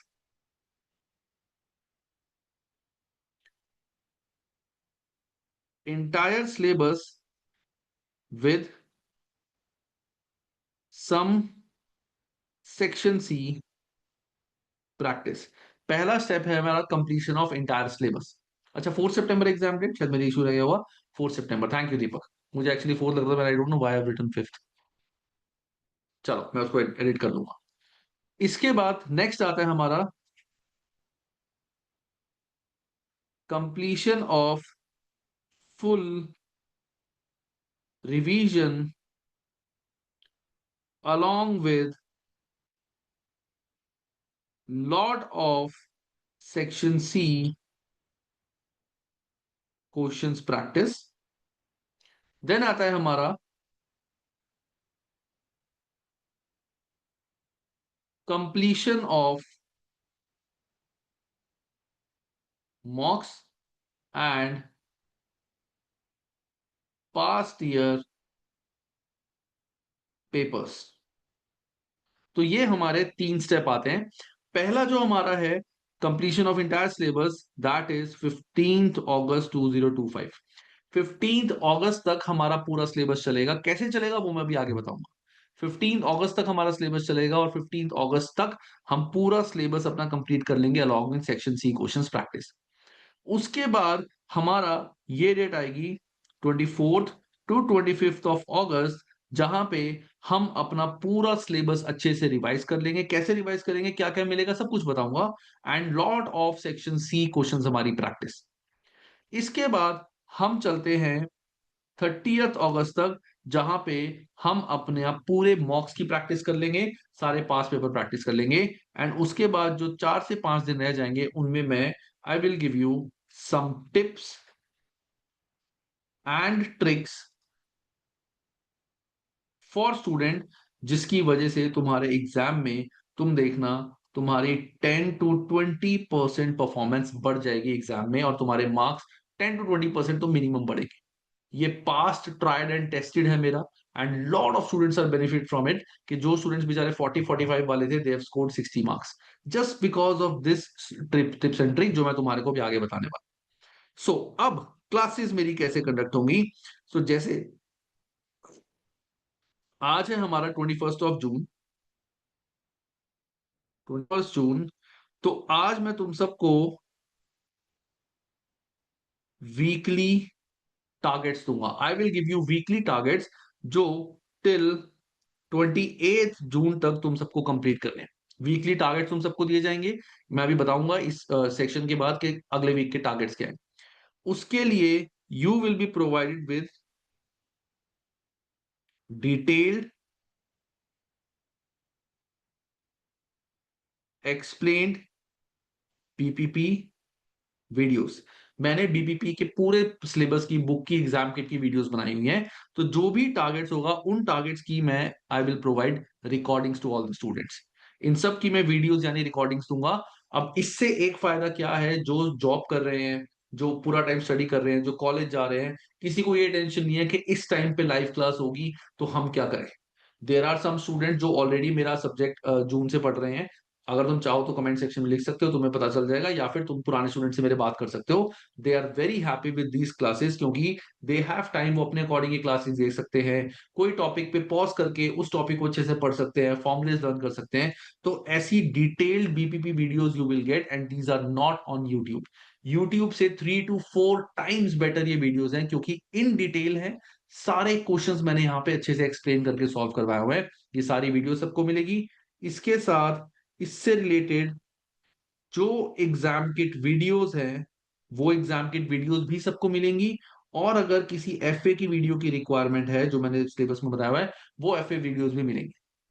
ये पूरा स्ट्रक्चर मैं वीकली टारगेट में बताऊंगा कौन सी वीडियो कब देखनी है। तो ऐसे डिटेल एक्सप्लेनेशन वीडियोस ये टारगेट्स मिलेंगे। Plus you will be added to my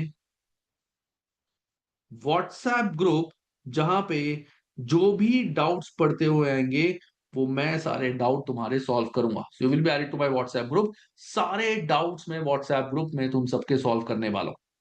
तो डिटेल एक्सप्लेन वीडियोस मिलेंगी, एग्जाम किट वीडियोस और व्हाट्सएप डाउट सपोर्ट तुम्हें मिलेगा। प्लस इसके अलावा मेरे हैंड रिटन नोट्स और मैराथन वीडियोस भी मैं स्टूडेंट्स को दूंगा, और ये अभी नहीं देखनी है, बाद में देखने वाली वीडियोस। अब कुछ स्टूडेंट्स सोचेंगे सर रिकॉर्डेड वालों को क्या मिलेगा, बेसिक वालों को क्या, वो सब अभी बताऊंगा, पहले एक बार स्ट्रक्चर बता दो। Then what will happen, then हमारा नेक्स्ट वीक आ जाएगा। Next week I will have a live discussion class. ये लाइव डिस्कशन क्लास होगी 28 June, that means next Saturday को, जहां पे मैं तुम्हारे को एक प्रोग्रेशन शीट दूंगा, एक एक्सेल शीट होगी जिसमें सारे स्टूडेंट्स का नाम लिखा होगा, जो भी मेरे स्टूडेंट्स हैं उन सबके जो भी टारगेट्स होंगे, वो टारगेट्स मैंने यहाँ पे ऑलरेडी लिख दिए होंगे। तुम सबको अपडेट करने होंगे your targets. You will update your targets अपने नाम के आगे कि तुमने कितने कितने चैप्टर्स कंप्लीट कर लिए। उसके अकॉर्डिंग मैं इंडिविजुअल टारगेट सबको बना के दूंगा, इंडिविजुअल टारगेट दिए जाएंगे सबको। तो उस शीट को देख के मैं सारे स्टूडेंट्स को नेक्स्ट वीक के लिए इंडिविजुअल टारगेट्स दूंगा। इंडिविजुअल टारगेट्स देने का फायदा क्या है, क्योंकि कई स्टूडेंट थोड़े फास्ट चलेंगे, उनके टारगेट्स ऑफ कोर्स अलग होंगे। कई स्टूडेंट थोड़े स्लो चलेंगे, उनके टारगेट्स थोड़े अलग होंगे। और मेरा क्रक्स क्या है कि सारे स्टूडेंट अपना सिलेबस 15 अगस्त तक कंप्लीट कर सके। तो अगर कोई स्टूडेंट स्लो चल रहा है तो इट इज माय जॉब कि उस स्टूडेंट का सिलेबस मैं 15 अगस्त तक कैसे कंप्लीट कराऊं। टारगेट्स में एडजस्टमेंट करना, उस स्टूडेंट से पर्सनली बात करना, गाइड करना, वो सब कुछ मैं कराऊंगा, सो दैट सारे स्टूडेंट्स अपना सिलेबस इस डेट के आसपास कंप्लीट कर सके। ये सारी चीजें स्टूडेंट्स को मिलेंगी। एंड अगेन फिर उस क्लास में मैं नेक्स्ट वीक के लिए कॉमन टारगेट्स दूंगा। कॉमन टारगेट्स तो हमेशा मिलेंगे, इंडिविजुअल टारगेट्स यहां आ जाएंगे। उसके साथ साथ सारे स्टूडेंट्स को नेक्स्ट चैप्टर्स जो करने होंगे उनका एक बेस पता बता दूंगा कि नेक्स्ट चैप्टर्स में क्या है, कैसे तुम्हें उनको कवर करना है, क्या क्या चीजें तुम्हें मिलेंगी। अब देर आर फ्यू स्टूडेंट जो ऑलरेडी मेरा बैच ले चुके हैं on they are at some chapters, third fourth fifth six seventh eight, जिन्होंने पहले ही बैच ले लिया था। उन सबके लिए ये progression sheet with in 2 days बन जाएगी। एंड इसका लिंक जो है वो मेरे व्हाट्सएप ग्रुप की डिस्क्रिप्शन में आ जाएगा। तुम्हें सिर्फ वहां जाना है और अपने टारगेट्स वहां अपडेट कर देना। मैं मंडे या ट्यूसडे को तुम्हारे नेक्स्ट वीक के टारगेट्स डाल दूंगा, जो अपकमिंग 4 to 5 days के टारगेट्स हैं। I update your targets. ये चीज सारे स्टूडेंट्स को मिलेगी। अब बात आती है, अब इसमें रिकॉर्डिंग, हाइब्रिड और जो 3 मेरे पैकेज है, बेसिक, स्टैंडर्ड और प्रीमियम, किस किस को क्या क्या मिलने वाला है ये मैं बताया था। जो ये डिटेल एक्सप्लेनेशन वीडियो है, ये बेसिक को मिलेंगी, ये भी बेसिक को मिलेंगी। बेसिक मतलब स्टैंडर्ड प्रीमियम सबको मिलेगी। व्हाट्सएप डाउट सपोर्ट बेसिक को मिलेगा। हैंड रिटन नोट्स बेसिक को मिलेंगे। मैराथन वीडियोस सिर्फ प्रीमियम स्टूडेंट्स को मिलेंगी, बेसिक वालों को और स्टैंडर्ड वालों को नहीं मिलेगी। ये सिर्फ प्रीमियम स्टूडेंट्स को मिलेंगी। जो ये डिस्कशन क्लासेस हैं, ये भी सिर्फ प्रीमियम स्टूडेंट्स को मिलेंगी।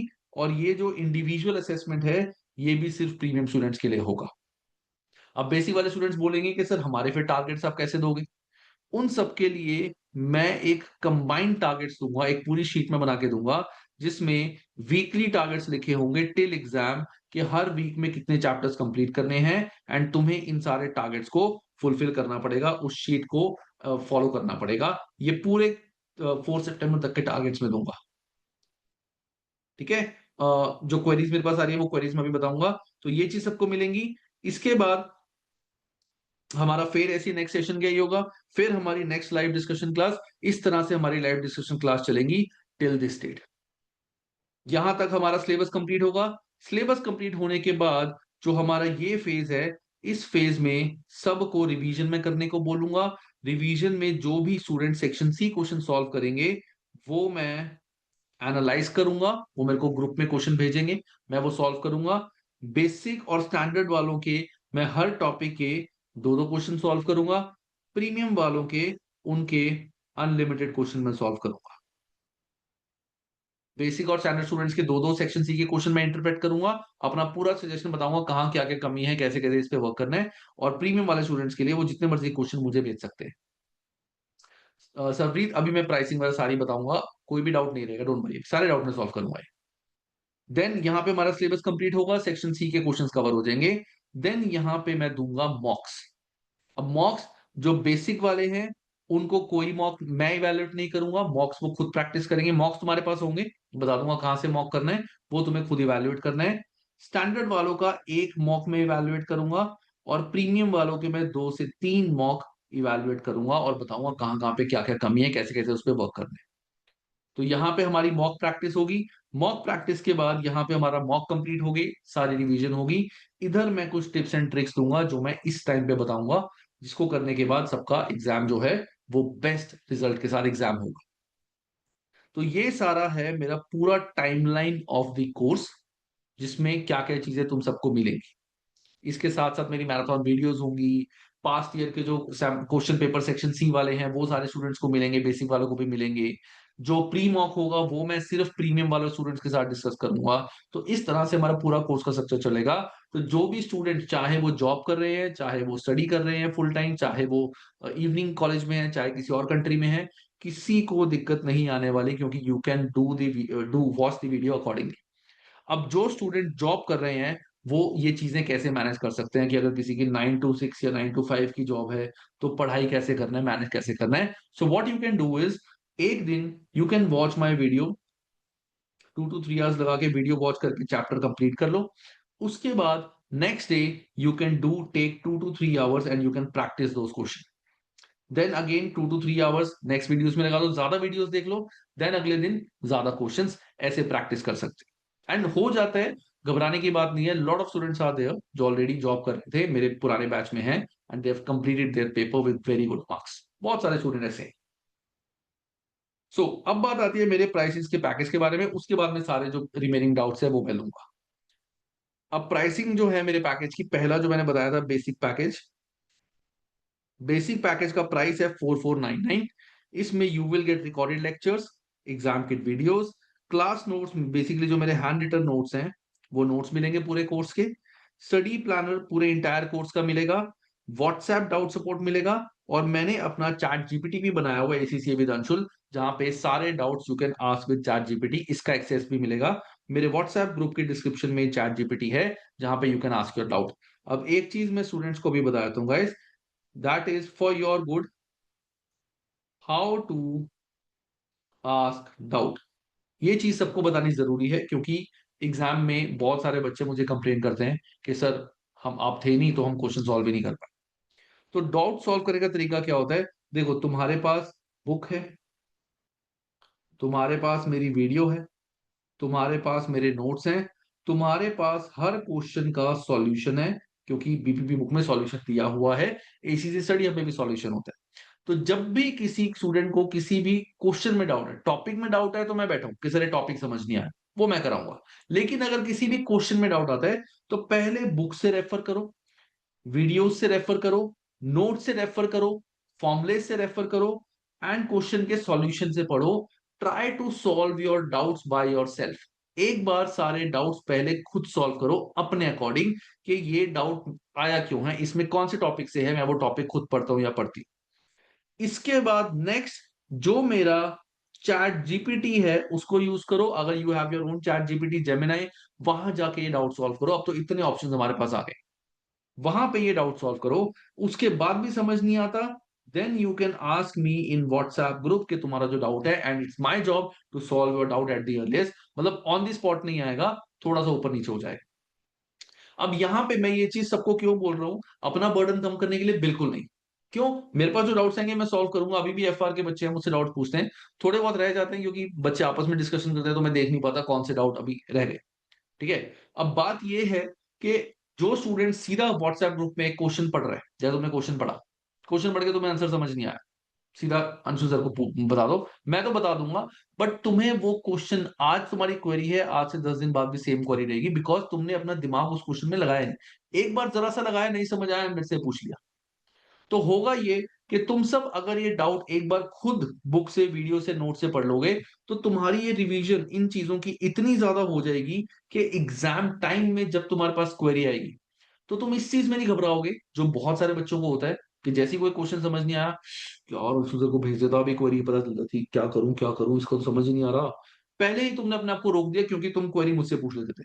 अगर तुम खुद सॉल्व करना शुरू कर दोगे, 80% ऑफ द क्वेरीज एग्जाम में तुम सेल्फ सॉल्व कर लोगे, तुम्हें मुझसे सोचने की भी जरूरत नहीं पड़ेगी अंशु सर होते हैं या नहीं। इनफैक्ट इनिशियल टाइम में तुम मुझसे क्वेरी ज्यादा पूछोगे, अगस्त आते आते तुम मुझसे क्वेरी पूछना ही बंद कर दोगे, क्योंकि तुम इतने मास्टर हो जाओगे अपनी क्वेरी खुद सॉल्व करने की। तो प्लीज ये स्टेप सारे फॉलो करना। मैं अगर ग्रुप में कोई क्वेरी आएगी, आई विल अज्यूम कि तुमने अपनी मेहनत करी है उस चीज में, एंड फिर मैं उसका सॉल्यूशन दूंगा। लॉट ऑफ क्वेरीज जो मुझे आती है, क्योंकि तुम नए स्टूडेंट्स हो, भी बहुत सारे नए स्टूडेंट होते हैं, मुझे क्वेरी ऐसी आती है, मैं कहता हूँ यार ये तो फॉर्मूले में लिखा हुआ है, ये तो फॉर्मूला ही है, इसको क्या मुझसे ग्रुप में पूछना, फॉर्मूले में वैल्यूज डालो। फिर बच्चे कहते हैं ओहो सर सॉरी। तो मैं कहता हूँ यार तुम क्या कर रहे हो, इतनी स्पून फीडिंग की आग भी मत डालो कि फॉर्मूला भी नहीं पढ़ना, क्वेश्चन का आंसर नहीं आंसर से पूछ लो। ये एग्जाम में बहुत ज्यादा दिक्कत करता है बच्चों, तो ये चीज मत करना। I am there for you, जो तुम्हारी व्हाट्सएप की क्वेरी सॉल्व करूंगा। ये सारा मिलेगा बेसिक। प्राइसिंग हर कंट्री के लिए सेम है, 4499 Indian rupees, and it includes GST as well, तुम्हें जीएसटी अलग से पे नहीं करना। जो स्टूडेंट्स कंपनी में पढ़ रहे हैं वो कंपनी से एक्सपेंस भी क्लेम कर सकते हैं, प्रॉपर बिल तुम्हारे को मिलेगा। देन स्टैंडर्ड के अंदर इसका जो प्राइस है दैट इज 7499। इसमें जो चीजें बेसिक में है वो सारी मिलेंगी, प्लस बीपीपी ई बुक्स, यहाँ 24 लिखा हुआ है, you will gate 25 26 latest e books तुम सबको मिलेंगी, जो मैंने तुम सबको दिखाई हैं। और बुक्स के साथ एक मॉक इवैल्यूएशन मैं करूंगा, इसको भी छोड़ दो, मैंने ऑलरेडी बता दिया था, ये बार बार बताने का फायदा नहीं। एक मॉक इवैल्यूएशन मैं करूंगा स्टैंडर्ड, और इसका प्राइस है 7499। थर्ड आता है मेरा प्रीमियम, एंड प्रीमियम का मतलब, कहते हैं ना कि मैंने पूरी जान लगा दी इस चीज में, जितना मैं मैक्सिमम दे सकता हूं वो मैं प्रीमियम में दूंगा। प्रीमियम का जो प्राइस है that is 13499, again inclusive of GST. उसमें क्या क्या तुम सबको मिलेगा, जैसे मैंने बताया वीकेंड लाइव डिस्कशन क्लासेस होंगी, सॉल्विंग, ये सब तो मिलेगा मिलेगा। इसके साथ साथ marathon videos, handwritten notes, online live support if any, अगर किसी बच्चे को मुझसे बात करनी है, गूगल मीट पे कुछ डिस्कस करना है, जूम पे, वो मैं करूंगा। 2 to 3 मॉक इवैल्यूएशन, ये भी छोड़ दो, ये मैं ऑलरेडी बता चुका हूँ, ये भी छोड़ दो। Live section section C question solving, this time I will be having mentor for FR. FR के लिए we will be appointing mentors, जो तुम्हारे साथ हर week live section C question solving करेंगे। I have mentor for FR जो live section C question solving करेंगे, and you will be happy to hear कि जो हमारे एफआर के मेंटर हैं, she has scored more than 90 marks, I think 92 marks उनके FR में आए। आई थिंक एफआर था एसबीआर था, एसबीआर में आए थे शायद, नहीं एफआर में आए थे, मुझे याद नहीं एग्जैक्टली, पर दोनों में ही 90 प्लस मार्क्स आए थे स्टूडेंट के। तो वो मेंटर हमारे पास है, she is my student and she is now working with me. तो वो तुम्हारे साथ live section C question solving practice करेंगे, जहां से तुम्हें और कॉन्फिडेंस आ जाएगा कि सेक्शन सी कैसे कर। 1 to 1 एग्जाम प्लानिंग जो प्रोग्रेशन शीट होगी, और on demand question and answer classes if required, कि हाँ इस वीक हमें क्वेश्चन आंसर प्रैक्टिस करनी है। अब बात आती है validity of these courses. Basic जो है वो 3 मंथ्स तक वैलिड रहेगा, इसकी एक्सटेंशन नहीं मिलेगी। जो स्टैंडर्ड है वो 3 मंथ्स तक ही है, बट 3 मंथ्स की एक्सटेंशन स्टूडेंट्स को बहुत रेयर कंडीशन में मिलेगी। जैसे कोई स्टूडेंट है वो कहता है कि सर कुछ फैमिली प्रॉब्लम हो गई थी, या मैं एग्जाम नहीं दे पाया, कुछ एग्जाम में प्रॉब्लम हो गया था, या एग्जाम में मैंने बहुत अच्छे से मेहनत की थी फिर भी एग्जाम में नहीं क्लियर कर पाया, कर पाई, कोई भी रीजन है, तो रीजन की वजह से ये एक्सटेंशन मिलेगी। बट अगर कोई स्टूडेंट है कि कोर्स ले लिया, पढ़ भी लिया, लेकिन बाद में बोले कि सर मैंने एग्जाम नहीं देना, मैं तो बाद में एग्जाम दूंगा, मन नहीं कर रहा देने का, तो I will not give extension. Extension will only be given for a particular reason. Premium जो है that is valid for 6 months, और अगर पहले एग्जाम 3 मंथ्स में, आई एम प्रीटी श्योर सबका हो जाएगा, तो 3 मंथ्स ऑफ कोर्स। तो 6 मंथ्स का वैलिडेशन प्रीमियम में सारे स्टूडेंट्स को मिलेगा, extension without any reason they will get the extension. ये है सारा प्राइसिंग। एंड अब जो मैं डाउट्स है वो ले रहा हूँ, फिर मैं आगे बढ़ता हूँ।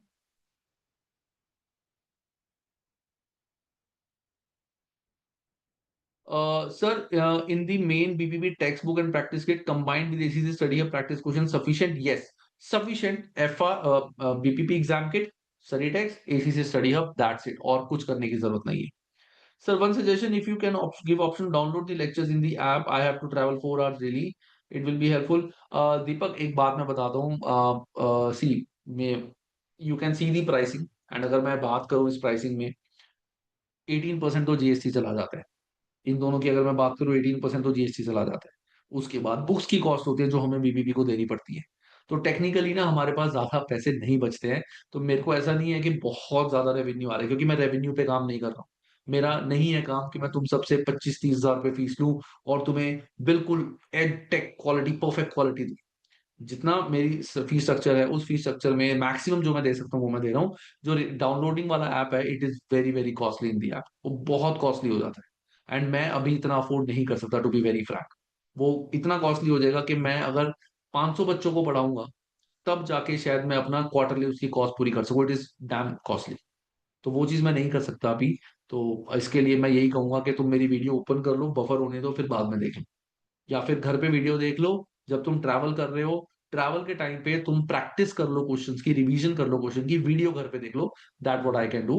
आई am really sorry for that, but it is out of heart that I am saying things to you guys. Sir weekly targets हम कब अपडेट करेंगे और आप उसी दिन टारगेट्स देंगे?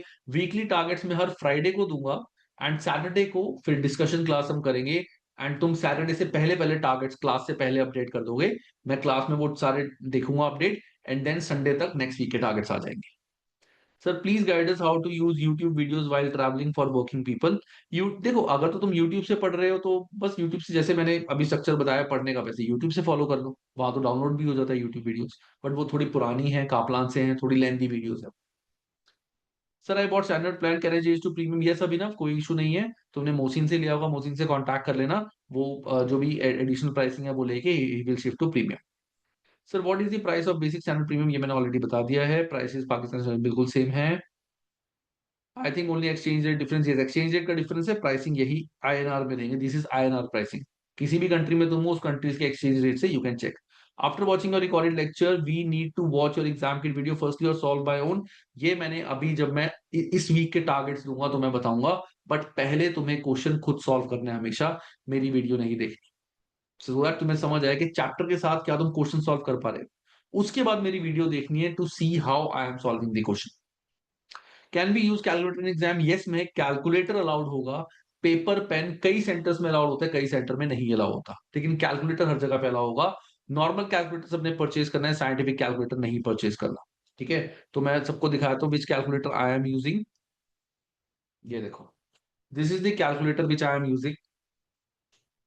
कैसियो इसका नाम है, DJ120D I am using this calculator. और इसका बेनिफिट ये है इस कैलकुलेटर का कि इसमें जीरो थ्री में भी है, क्योंकि एसीसीए में तुम्हारे को मिलियंस में आंसर आते हैं। तो यहाँ पे थ्री जीरोस है, दैट मीन्स अगर 1 मिलियन लिखना है, you can simply write one. One लिखने के बाद दो बार प्रेस करोगे तो सीधा 1 मिलियन आ जाएगा। तो that's why this calculator is good, DJ120D। And I have been using this calculator from last I think 4-5 years। बहुत पुराना कैलकुलेटर है, एंड दिस इज रिलायबल। और तुम्हारे लिए कैलकुलेटर एक तरह से तुम्हारा एक वेपन होता है। क्यों? क्योंकि तुम्हें सारी उम्र इसको यूज करना है, आगे पूरी लाइफ। तो कैलकुलेटर पे हाथ सेट होना बहुत ज्यादा जरूरी है कैलकुलेशन के लिए। और लेना सिर्फ कैस्कियो का गाइस, और पार्ट वगैरह का मत लेना। क्योंकि कई बार क्या होता है, तुम फटाफट से नंबर टाइप कर रहे हो, इसमें जो नंबर तुमने एक बार टाइप कर दिया वो जरूर लिखा होगा। और पैट में क्या होता है, अगर तुमने एक जल्दबाजी में 3 नंबर टाइप किए, कई बार उसमें मिस हो जाता है, तो वहां पे एग्जाम में काफी दिक्कत हो सकती है। That's why I recommend Casio calculators to the student. Okay, next. Sir which type of calculator? ये मैंने बता दिया, चलो। Sir it's monthly prices. नहीं नहीं, मंथली प्राइसेस नहीं है, ये पूरे कोर्स का प्राइसिंग है। दिस इज पूरे कोर्स का प्राइसिंग तुम्हारा टिल सितंबर, टिल एग्जाम, पूरे कोर्स की प्राइसिंग है। Sir can I WhatsApp you about doubt about ACC eligibility? Yes Himanshu, मैं नंबर बताऊंगा तुम्हारे को, उस नंबर पे मेरे को डाउट भेज देना, मैं तुम्हारे को उसकी वॉइस नोट के साथ बता दूंगा। सर मैंने ऑलरेडी कहीं और से कोचिंग ले ली है, रिफंड के लिए बोला है, लेकिन अभी कुछ कंफर्म नहीं है। सर अब क्या करूं, फीस उनकी बहुत ज्यादा है, 65 के ईएमआई दे दी है मैंने 2 मंथ्स की, लेकिन कुछ समझ नहीं आ रहा। अलीशा मेरे को एक बार तुम व्हाट्सएप करना। वैसे मैं बताऊं, कोई मैं हमेशा इतनी मैंने वीडियोस यूट्यूब पे बनाई है कि कभी भी किसी को पूरे कोर्स की फीस मत दो, एक सब्जेक्ट की फीस दो। बहुत स्टूडेंट सफर करते हैं इस चीज से, because there are some coaching centres जो बच्चों से पूरी फीस ले लेते हैं कोर्स की, 4-5 लाख बोल के, कि वैसे 8 लाख फीस है, हम आपसे 3-4 लाख ले लेते हैं, और उनकी ईएमआई बनवा देते हैं। और वहां से बच्चों को समझ नहीं आता, वो विड्रॉ कर लेते हैं सब कुछ, लेकिन फिर भी वहां पैसे दे रहे होते हैं। तो I can understand there are lot of students who are facing this issue.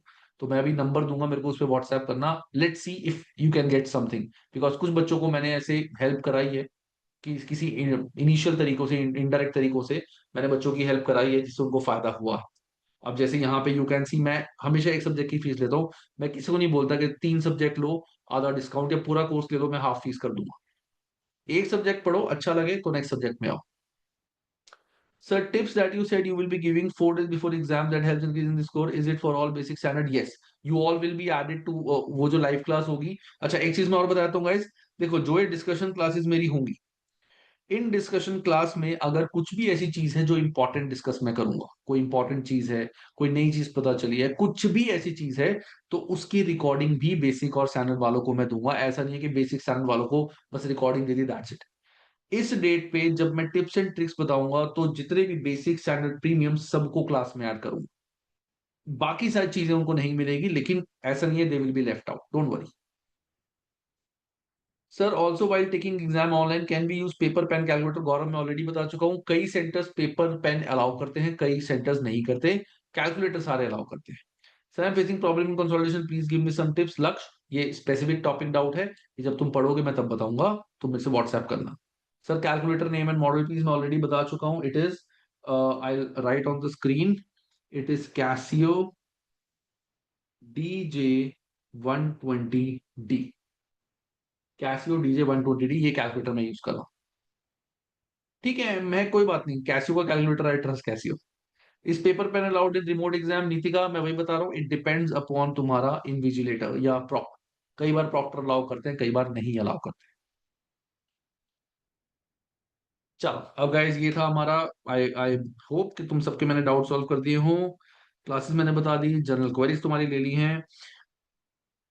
अब एक चीज गाइज जो मैं बताना भूल गया था, किसी भी स्टूडेंट की अगर कोई भी जनरल क्वेरी रह गई है,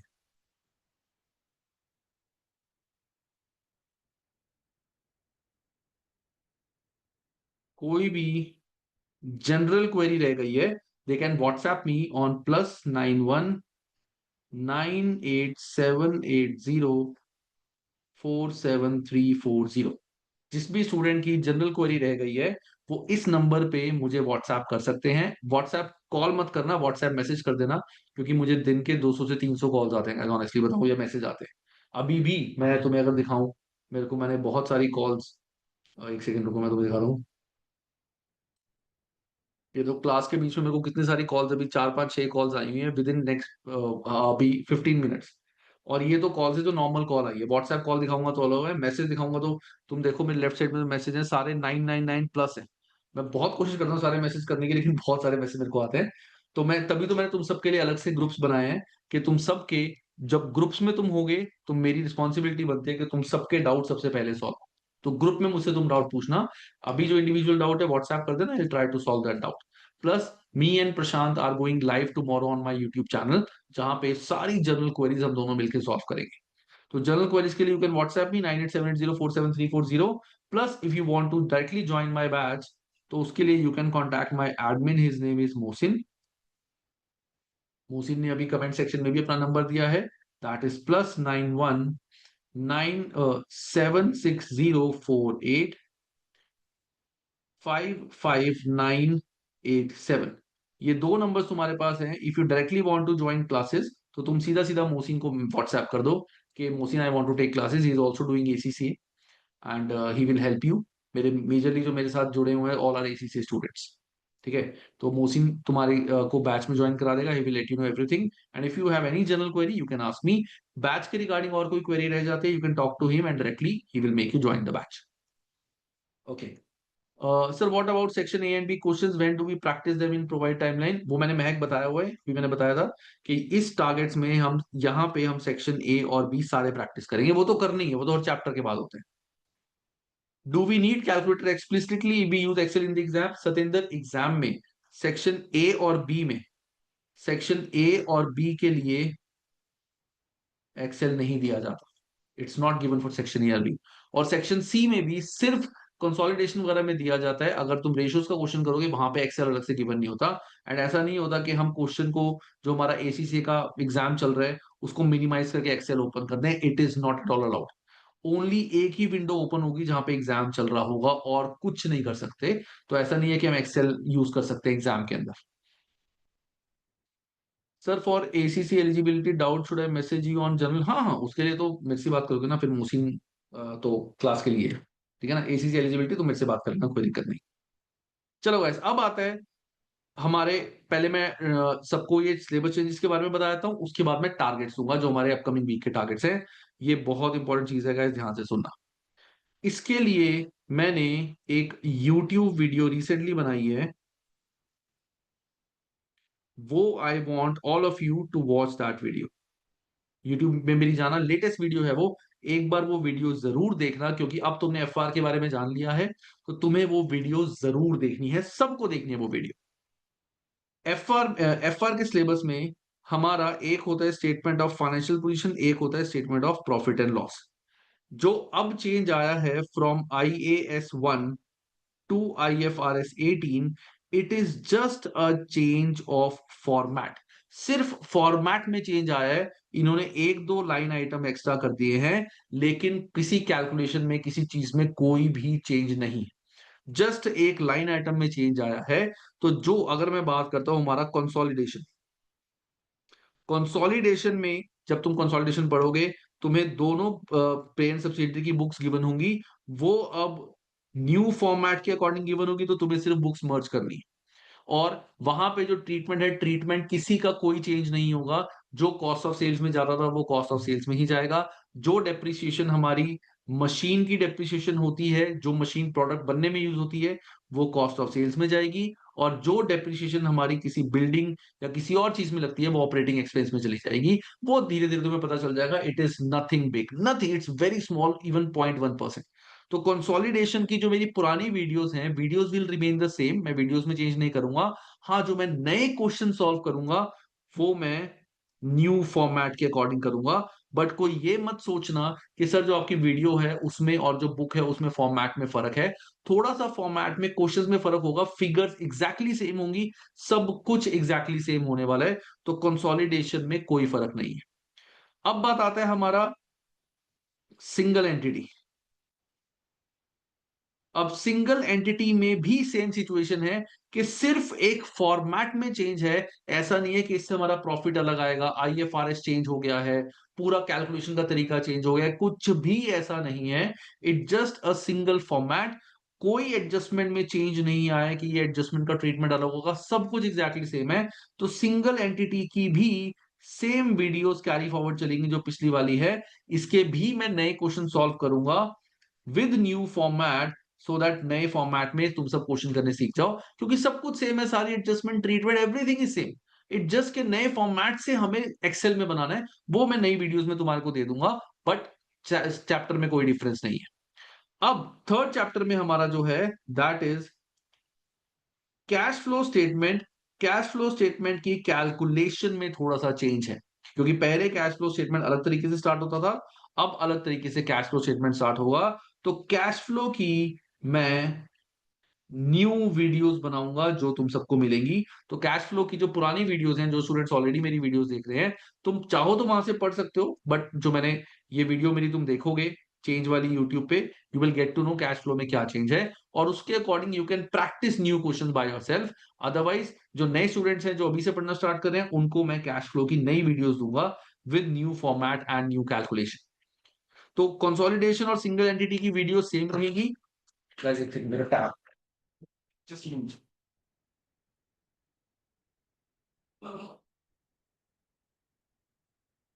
एक्चुअली मैं सुबह से पढ़ा रहा हूँ ना, तो बोल बोल के थोड़ा थक गया, तो मेरा पेन गिर गया था।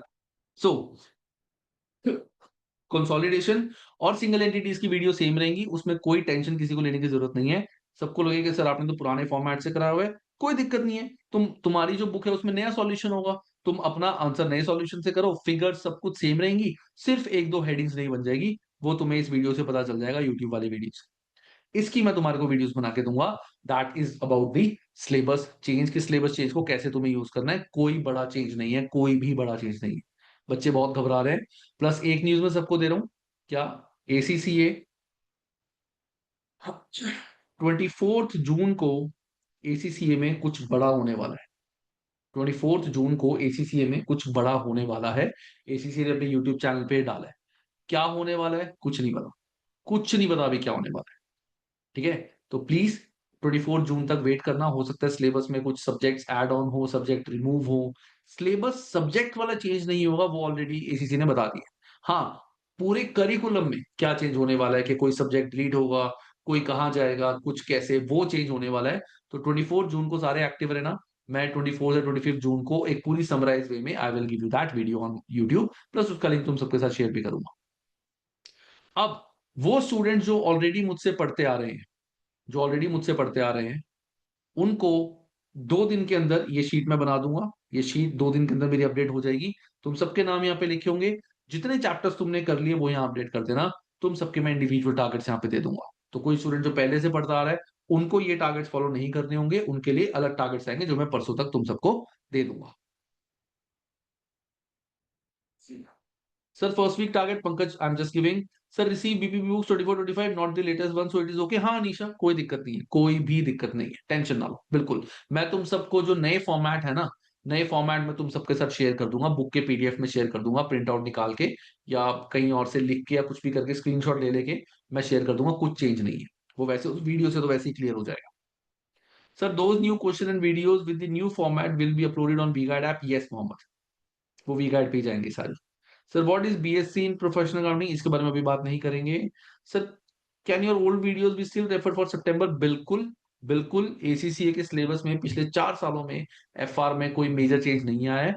सिर्फ एक ये फॉर्मेट का चेंज था, उसकी भी मैंने वीडियोस वहां पे बना दी हैं। तो YouTube videos are still sufficient to watch and clear. बस ये है कि वहां पे कोई तुम्हारे क्वेश्चन इवेल्युएट नहीं कर सकता, तुम्हारी चेकिंग कोई नहीं कर सकता। तो वहां पे थोड़ा सा बच्चों को ये रहता है कि कोई हमारे क्वेश्चन चेक कर ले, डाउट्स पूछ ले। सर जो कैश फ्लो की आप वीडियो बनाओगे वो ऐप में अपडेट हो जाएंगी। I am on 4th chapter अभी। तो हाँ हाँ मन, अभी मैं तो अभी नेक्स्ट वीक वीडियो बना दूंगा। वो तो तुम्हारा 23rd 2nd चैप्टर है, अभी तो बहुत टाइम है वहां पहुंचने में। टेंशन आ रहा, तुम्हें वो वीडियोस मिल जाएंगी।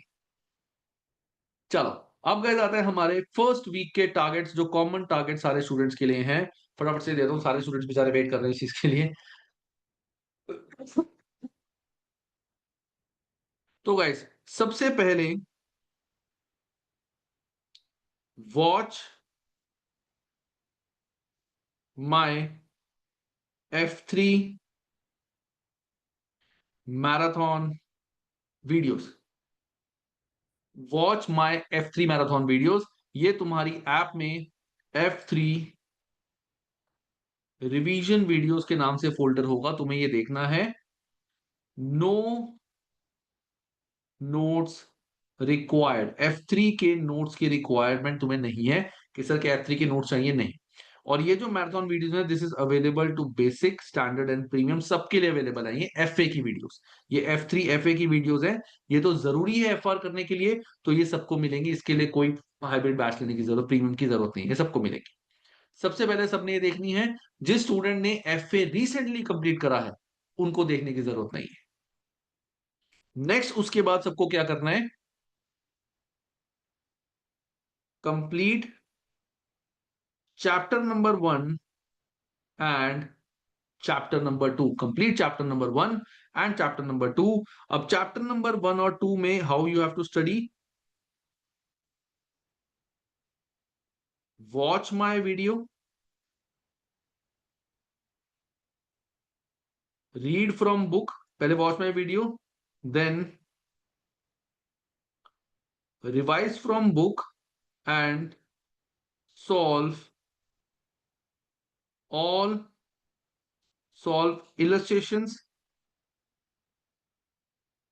and activities by yourself as well। जब तुम मेरी वीडियो देखोगे, मैंने वीडियो में ऑलरेडी क्वेश्चन सॉल्व करे हुए हैं, सेक्शन ए और बी वाले जो भी बुक में है। तुम सबको मेरी वीडियो देख के चैप्टर कॉन्सेप्ट क्लियर हो जाएगा। वो करने के बाद बुक से रिवाइज करना, और जितने भी एक्टिविटीज और इलस्ट्रेशन थी वो एक बार खुद जरूर सॉल्व करना, ताकि अपना एक क्रक्स बन जाए और चैप्टर बेस क्लियर हो जाए। जब तुम चैप्टर नंबर 1 और चैप्टर नंबर 2 कंप्लीट कर लोगे, उसके बाद solve BPP exam kit question by yourself first. इन दोनों चैप्टर्स के कंबाइंड क्वेश्चन है हमारी एग्जाम किट में, एक एक चैप्टर के नहीं है, इन दोनों के कंबाइंड क्वेश्चन है। तो इन दोनों चैप्टर्स को करने के बाद बीपीपी एग्जाम किट के क्वेश्चन पहले खुद सॉल्व करना। अगर तुम्हारे 10, 20, 30, 40% भी सही हो रहे हैं तो कोई दिक्कत की बात नहीं, क्योंकि अभी तुमने पढ़ना शुरू किया है। ये धीरे धीरे इसी के लेवल तक हम पहुंचेंगे। 10% भी सही हो रहे हैं कोई दिक्कत की बात नहीं है, बट 10% काफी कम बच्चों के होंगे। मेजरली स्टूडेंट 30 to 40 कैटेगरी में होंगे, और काफी बच्चे 80 to 90% कैटेगरी में भी होंगे। तो कोई दिक्कत नहीं है, घबराना मत के सर मेरे तो 10 में से 2 क्वेश्चन ही सही हुए, कोई दिक्कत नहीं है। उसके बाद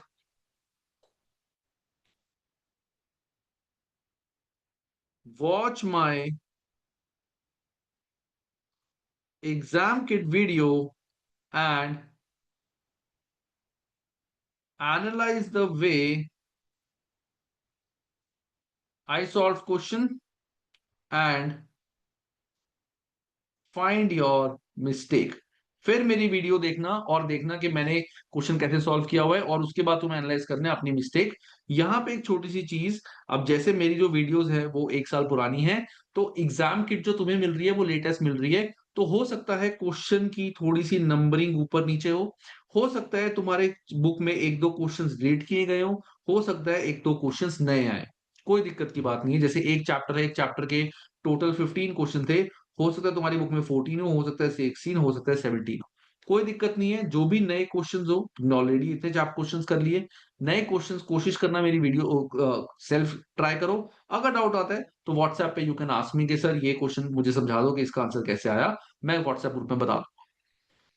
98% क्वेश्चन, 99% क्वेश्चन सिमिलर है, एक आधा क्वेश्चन बस ऊपर नीचे होगा, नया होगा, वो तुम वहां से क्लियर कर लोगे, कोई दिक्कत की बात नहीं। मैं बैठा हूं, मुझे तुम ग्रुप में पूछ लेना। इस तरह से फर्स्ट वीक के टारगेट तुम सबको कंप्लीट करना है। This is your first weeks target. Okay, अब 1-2 क्वेरीज जो रह गई थी बच्चों की। सर आप जो कैश फ्लो वीडियो है वो ऐप में अपडेट होंगी या फोर्थ, अच्छा मैं बता चुका हूँ। Sir can you please tell me how to access study hub questions. Shreshtha, जब तुम्हारी एसीसी में रजिस्ट्रेशन हो जाएगी, जो हमारा फर्स्ट क्लास होगी, जो फर्स्ट डिस्कशन क्लास होगी, मैं बताऊंगा स्टडी हब में कैसे जाके हम क्वेश्चंस देख सकते हैं। सर ओल्ड रिकॉर्डिंग क्लास से ही सर ओल्ड रिकॉर्डेड क्लास से ही क्लास करना हमें, हाँ कोई दिक्कत नहीं है, कोई दिक्कत, जब सिलेबस में चेंज ही नहीं है फिर सिलेबस तो वही है ना। एक चैप्टर है जो चैप्टर सेम है, आईएफआरएस सेम है, कोई चेंज ही नहीं आया है। तो मैं नई वीडियोस बनाऊं उसकी सेंस ही नहीं बनती, पुरानी वीडियोस इतनी मेहनत से बनाई है, इतनी डिटेल वीडियोस है, तो कोई दिक्कत नहीं है। और बुक में भी तुम देखना पूरी बुक पूरी एग्जैक्टली सेम है, जो बस मैंने फॉर्मेट बताया उसमें डिफरेंस है। ठीक है ना, कोई एक आधा टॉपिक अगर नया मुझे बता देना, मैं वो वीडियो बना दूंगा, टेंशन ना लो। Will you make the changes in YouTube videos of cash flow. सी कैश फ्लो के लिए मैं शायद यूट्यूब वीडियो ना बनाऊं, ऑनेस्टली कैश फ्लो के शायद मैं ना बनाऊं, क्योंकि चेंज इतना बड़ा नहीं है। मैंने बताया ऐसा नहीं है कि पूरा स्ट्रक्चर चेंज हो गया है, सिर्फ एक छोटा सा फॉर्मेट चेंज हुआ है, जो तुम्हें चेंजेस वाली वीडियो से पता चल जाएगा, जो मैंने यूट्यूब पे रिसेंटली बनाई है। तो ऐसा नहीं है कि पूरा फॉर्मेट चेंज हो गया, सारी कैलकुलेशन चेंज हो गई है, एक चीज बस यहां से वहां शिफ्ट हो गई है, तो वीडियो वो पूरी सफिशियंट है। वी गाइड में I will make new videos. Sir which book is easy to understand concepts of FR Kaplan will be. देखो, कॉन्सेप्ट समझने के लिए इजीली कापलान बेटर है, बट अगर कापलान से करेंगे तो it will take 6 months to complete this syllabus, क्योंकि उसमें बहुत वास्ट बताया हुआ है, इतना इन डेप्थ नहीं पढ़ना होता, क्योंकि 3 3 मंथ्स में हमें एग्जाम देने होते हैं। Sir what are the targets for the students who have already done some chapters, ये मैं ऑलरेडी बता चुका हूँ कि तुम सबके साथ परसों तक you will be shared a progression sheet, और उसमें एक्सेस करके अपना नाम सर्च करके अपने टारगेट्स लिख देना, तुमने कितना कर लिया, मैंने नेक्स्ट वीक के टारगेट्स तुम्हें दे दूंगा। Sir, I've covered till sixth chapter, but I feel like I'm forgetting material in earlier chapters. Should I review previous chapter regularly while moving forward? Yes, Mohammad. So basically क्या होता है, जब हम 5 chapters करते हैं तो 5 चैप्टर्स करने के बाद हमें पुराने चैप्टर्स की रिवीजन करके स्टडी हब से क्वेश्चंस करने होते हैं। तो वो चीज तुम्हें करनी है, वो मैं तुम्हें आगे बता दूंगा, कोई बात। उमार ने लिखी दी है, आफ्टर एवरी 5 चैप्टर्स तुम्हें रिवीजन करना है और स्टडी हब से क्वेश्चंस करने हैं। Sir in section A B if rough paper are not provided is it any place, हाँ कंप्यूटर में you will be given scratch paper, जो कंप्यूटर की स्क्रीन पे तुम्हारे को एक छोटा सा डॉक दिया होता है, खाली वर्ड टाइप, वहां पे तुम अपनी वर्किंग कर सकते हो। ये जब मैंने तुम्हें बताया कि प्री मॉक की मेरी जो वीडियो है, वो देख के तुम्हें पता चल जाएगा, मैंने पूरा सब कुछ कंप्यूटर पे सॉल्व करा है, अज्यूमिंग मेरे पास ना तो कोई कैलकुलेटर है ना कोई शीट है, मैंने कैलकुलेटर भी ऑन स्क्रीन वाला यूज किया है। तो वो प्री मॉक वीडियो मैं सारे स्टूडेंट्स के साथ शेयर कर दूंगा, जो मेरे बैच ज्वाइन करेंगे सबको मिल जाएगी video. Sir also please can you give me next week targets, as of now revise chapter 6 chapter again, मैं बता दूंगा, मैंने बताया है। Sir study hub reading is not sufficient, study hub reading sufficient नहीं है, स्टडी हब बहुत detailed है, बहुत ज्यादा डिटेल है, वो कॉपलान से भी ज्यादा डिटेल्ड है। Sir I bought your course on 6 May, please suggest me what to do once it expire on 6 August। Sachin don't worry, तुम्हारा कोर्स सितंबर तक ही तुम्हारे पास रहेगा। ऐसा नहीं है कि 3 months एग्जैक्ट है, तुमने 6 May को लिया तो you will be getting access till September. ऐसी टेंशन ना लो, मैं बैठा हूं। चाहे रिकॉर्डेड है चाहे बेसिक है, बेसिक रिकॉर्डेड और प्रीमियम।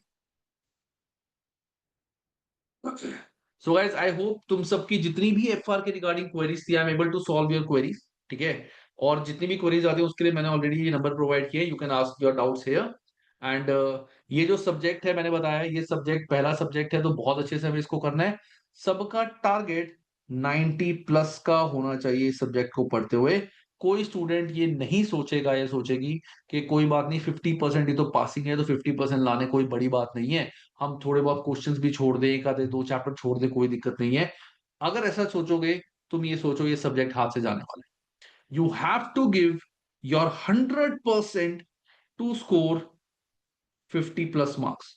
अपना 100% तुम्हें देना पड़ेगा, कुछ भी नहीं छोड़ना, सब कुछ पक्का करना है, तब जाके तुम्हारे 50% मार्क्स आएंगे। ACC is not easy. अगर कोई स्टूडेंट एसीसी ये सोच के कर रहा है कि 50% पासिंग होते हैं, बहुत इजीली पास हो जाएंगे, ऐसा कुछ नहीं है गाइस, ये बहुत बड़ा मिसकंसेप्शन है। बहुत मेहनत करनी पड़ती है, बहुत डिफरेंट टाइप ऑफ क्वेश्चन आते हैं, बहुत डिफिकल्ट टाइप ऑफ क्वेश्चन आते हैं। और सबसे बड़ी बात, conceptual clarity is the key. Conceptual clarity बहुत ज्यादा चाहिए। और दूसरा, जरूरी नहीं है कि तुम्हारे सारे क्वेश्चंस प्रैक्टिकल आएंगे। तुम्हारे जो ये क्वेश्चंस आते हैं सेक्शन ए और बी में, जो मैंने बताया था तुम्हारे को, सेक्शन ए और बी में तुम्हारे को 40% थियोरैटिकल और कॉन्सेप्चुअल क्वेश्चंस आते हैं। याद रखना, ये नहीं है कि सब में बस आंसर लिखना है, फिगर्स लिखनी है। थोरेटिकल क्वेश्चंस और कॉन्सेप्चुअल क्वेश्चंस 40% आएंगे। मतलब आउट ऑफ 30 क्वेश्चंस अगर मैं बात करूं, 30 में से 14 to 15 क्वेश्चंस या 12 to 15 क्वेश्चंस तुम्हारे थोरेटिकल क्वेश्चंस होते हैं। तो दे टेक योर कॉन्सेप्ट, ना कि जस्ट कि तुम्हें फॉर्मूला आता है। तो हर चीज में अपना 100% देना है। Sir will you upload any member video on YouTube format, new format? और नहीं, मैं यूट्यूब पे मैं वही बता रहा हूँ ना कि जरूरत नहीं है। मैं क्वेश्चन सॉल्विंग वीडियोस जो है वो मेंबर मेकिंग वीडियोस में डाल दूंगा। जो कैश फ्लो की एग्जाम किट और क्वेश्चन सॉल्विंग वीडियोस है ना, वो मैं यूट्यूब पे डाल दूंगा। बट चैप्टर की मैं वीडियो नहीं बनाऊंगा, क्योंकि एक फॉर्मेट तो यहाँ से वहां शिफ्ट करना है। Sir I have started consolidation. हाँ, एक बार पहले रिवाइज करो first 6 chapters through marathon videos. अगर वीडियो तुमने रिकॉर्डेड लिया तो नोट से रिवाइज करो, और एसी से स्टडी हब से पहले सारे क्वेश्चंस फर्स्ट 6 चैप्टर के प्रैक्टिस करो। कापलान बिल्कुल जरूरत नहीं है, BPP and study hub is more than sufficient. ठीक है, चलो गाइस मैं अब ये सेशन एंड कर रहा हूँ। रीजन थिंग, आई नो सबकी कुछ ना कुछ क्वेरीज होंगी, उसके लिए तुम इस नंबर पे मेरे से पूछ लेना। क्योंकि ऑनेस्टली मेरा अभी सुबह मेरी 1 बजे क्लासेस चल रही है, ऑलरेडी 2 सेशन में कर चुका हूँ। ठीक है, तो थोड़ा सा आई एम टायर्ड। तो आई होप मैंने जितनी क्वेरीज तुम सबने पूछी थी वो सारी मैं सॉल्व कर चुका हूँ। एंड आई होप तुम सबको ये सेशन बहुत अच्छा लगा हो, इंटरेक्टिव लगा हो, तुम्हें एफआर के बारे में एक बेस सबको क्रिस्टल क्लियर पता चल चुका हो। वरना ऐसा होता है बच्चे एफआर स्टार्ट करते हैं, एफआर क्यों स्टार्ट कर रहे हो सर पता नहीं, बस किसी ने कहा था एफआर कर लो बस। अब तुम सबको पता है कि एफआर क्यों तुम स्टार्ट कर रहे हो, एंड क्यों ये बेस्ट सब्जेक्ट है, और इस सब्जेक्ट का पूरा एग्जाम पैटर्न क्या है। चलो guys, I hope to see you in the class, and all the best for your studies. चाहे तुम मुझसे पढ़ो, चाहे तुम सेल्फ स्टडी करो, doesn't matter. All I want is that you all should score 90+ marks, और सबका रैंक आना चाहिए। ठीक है, चलो bye guys, take care and have a good time.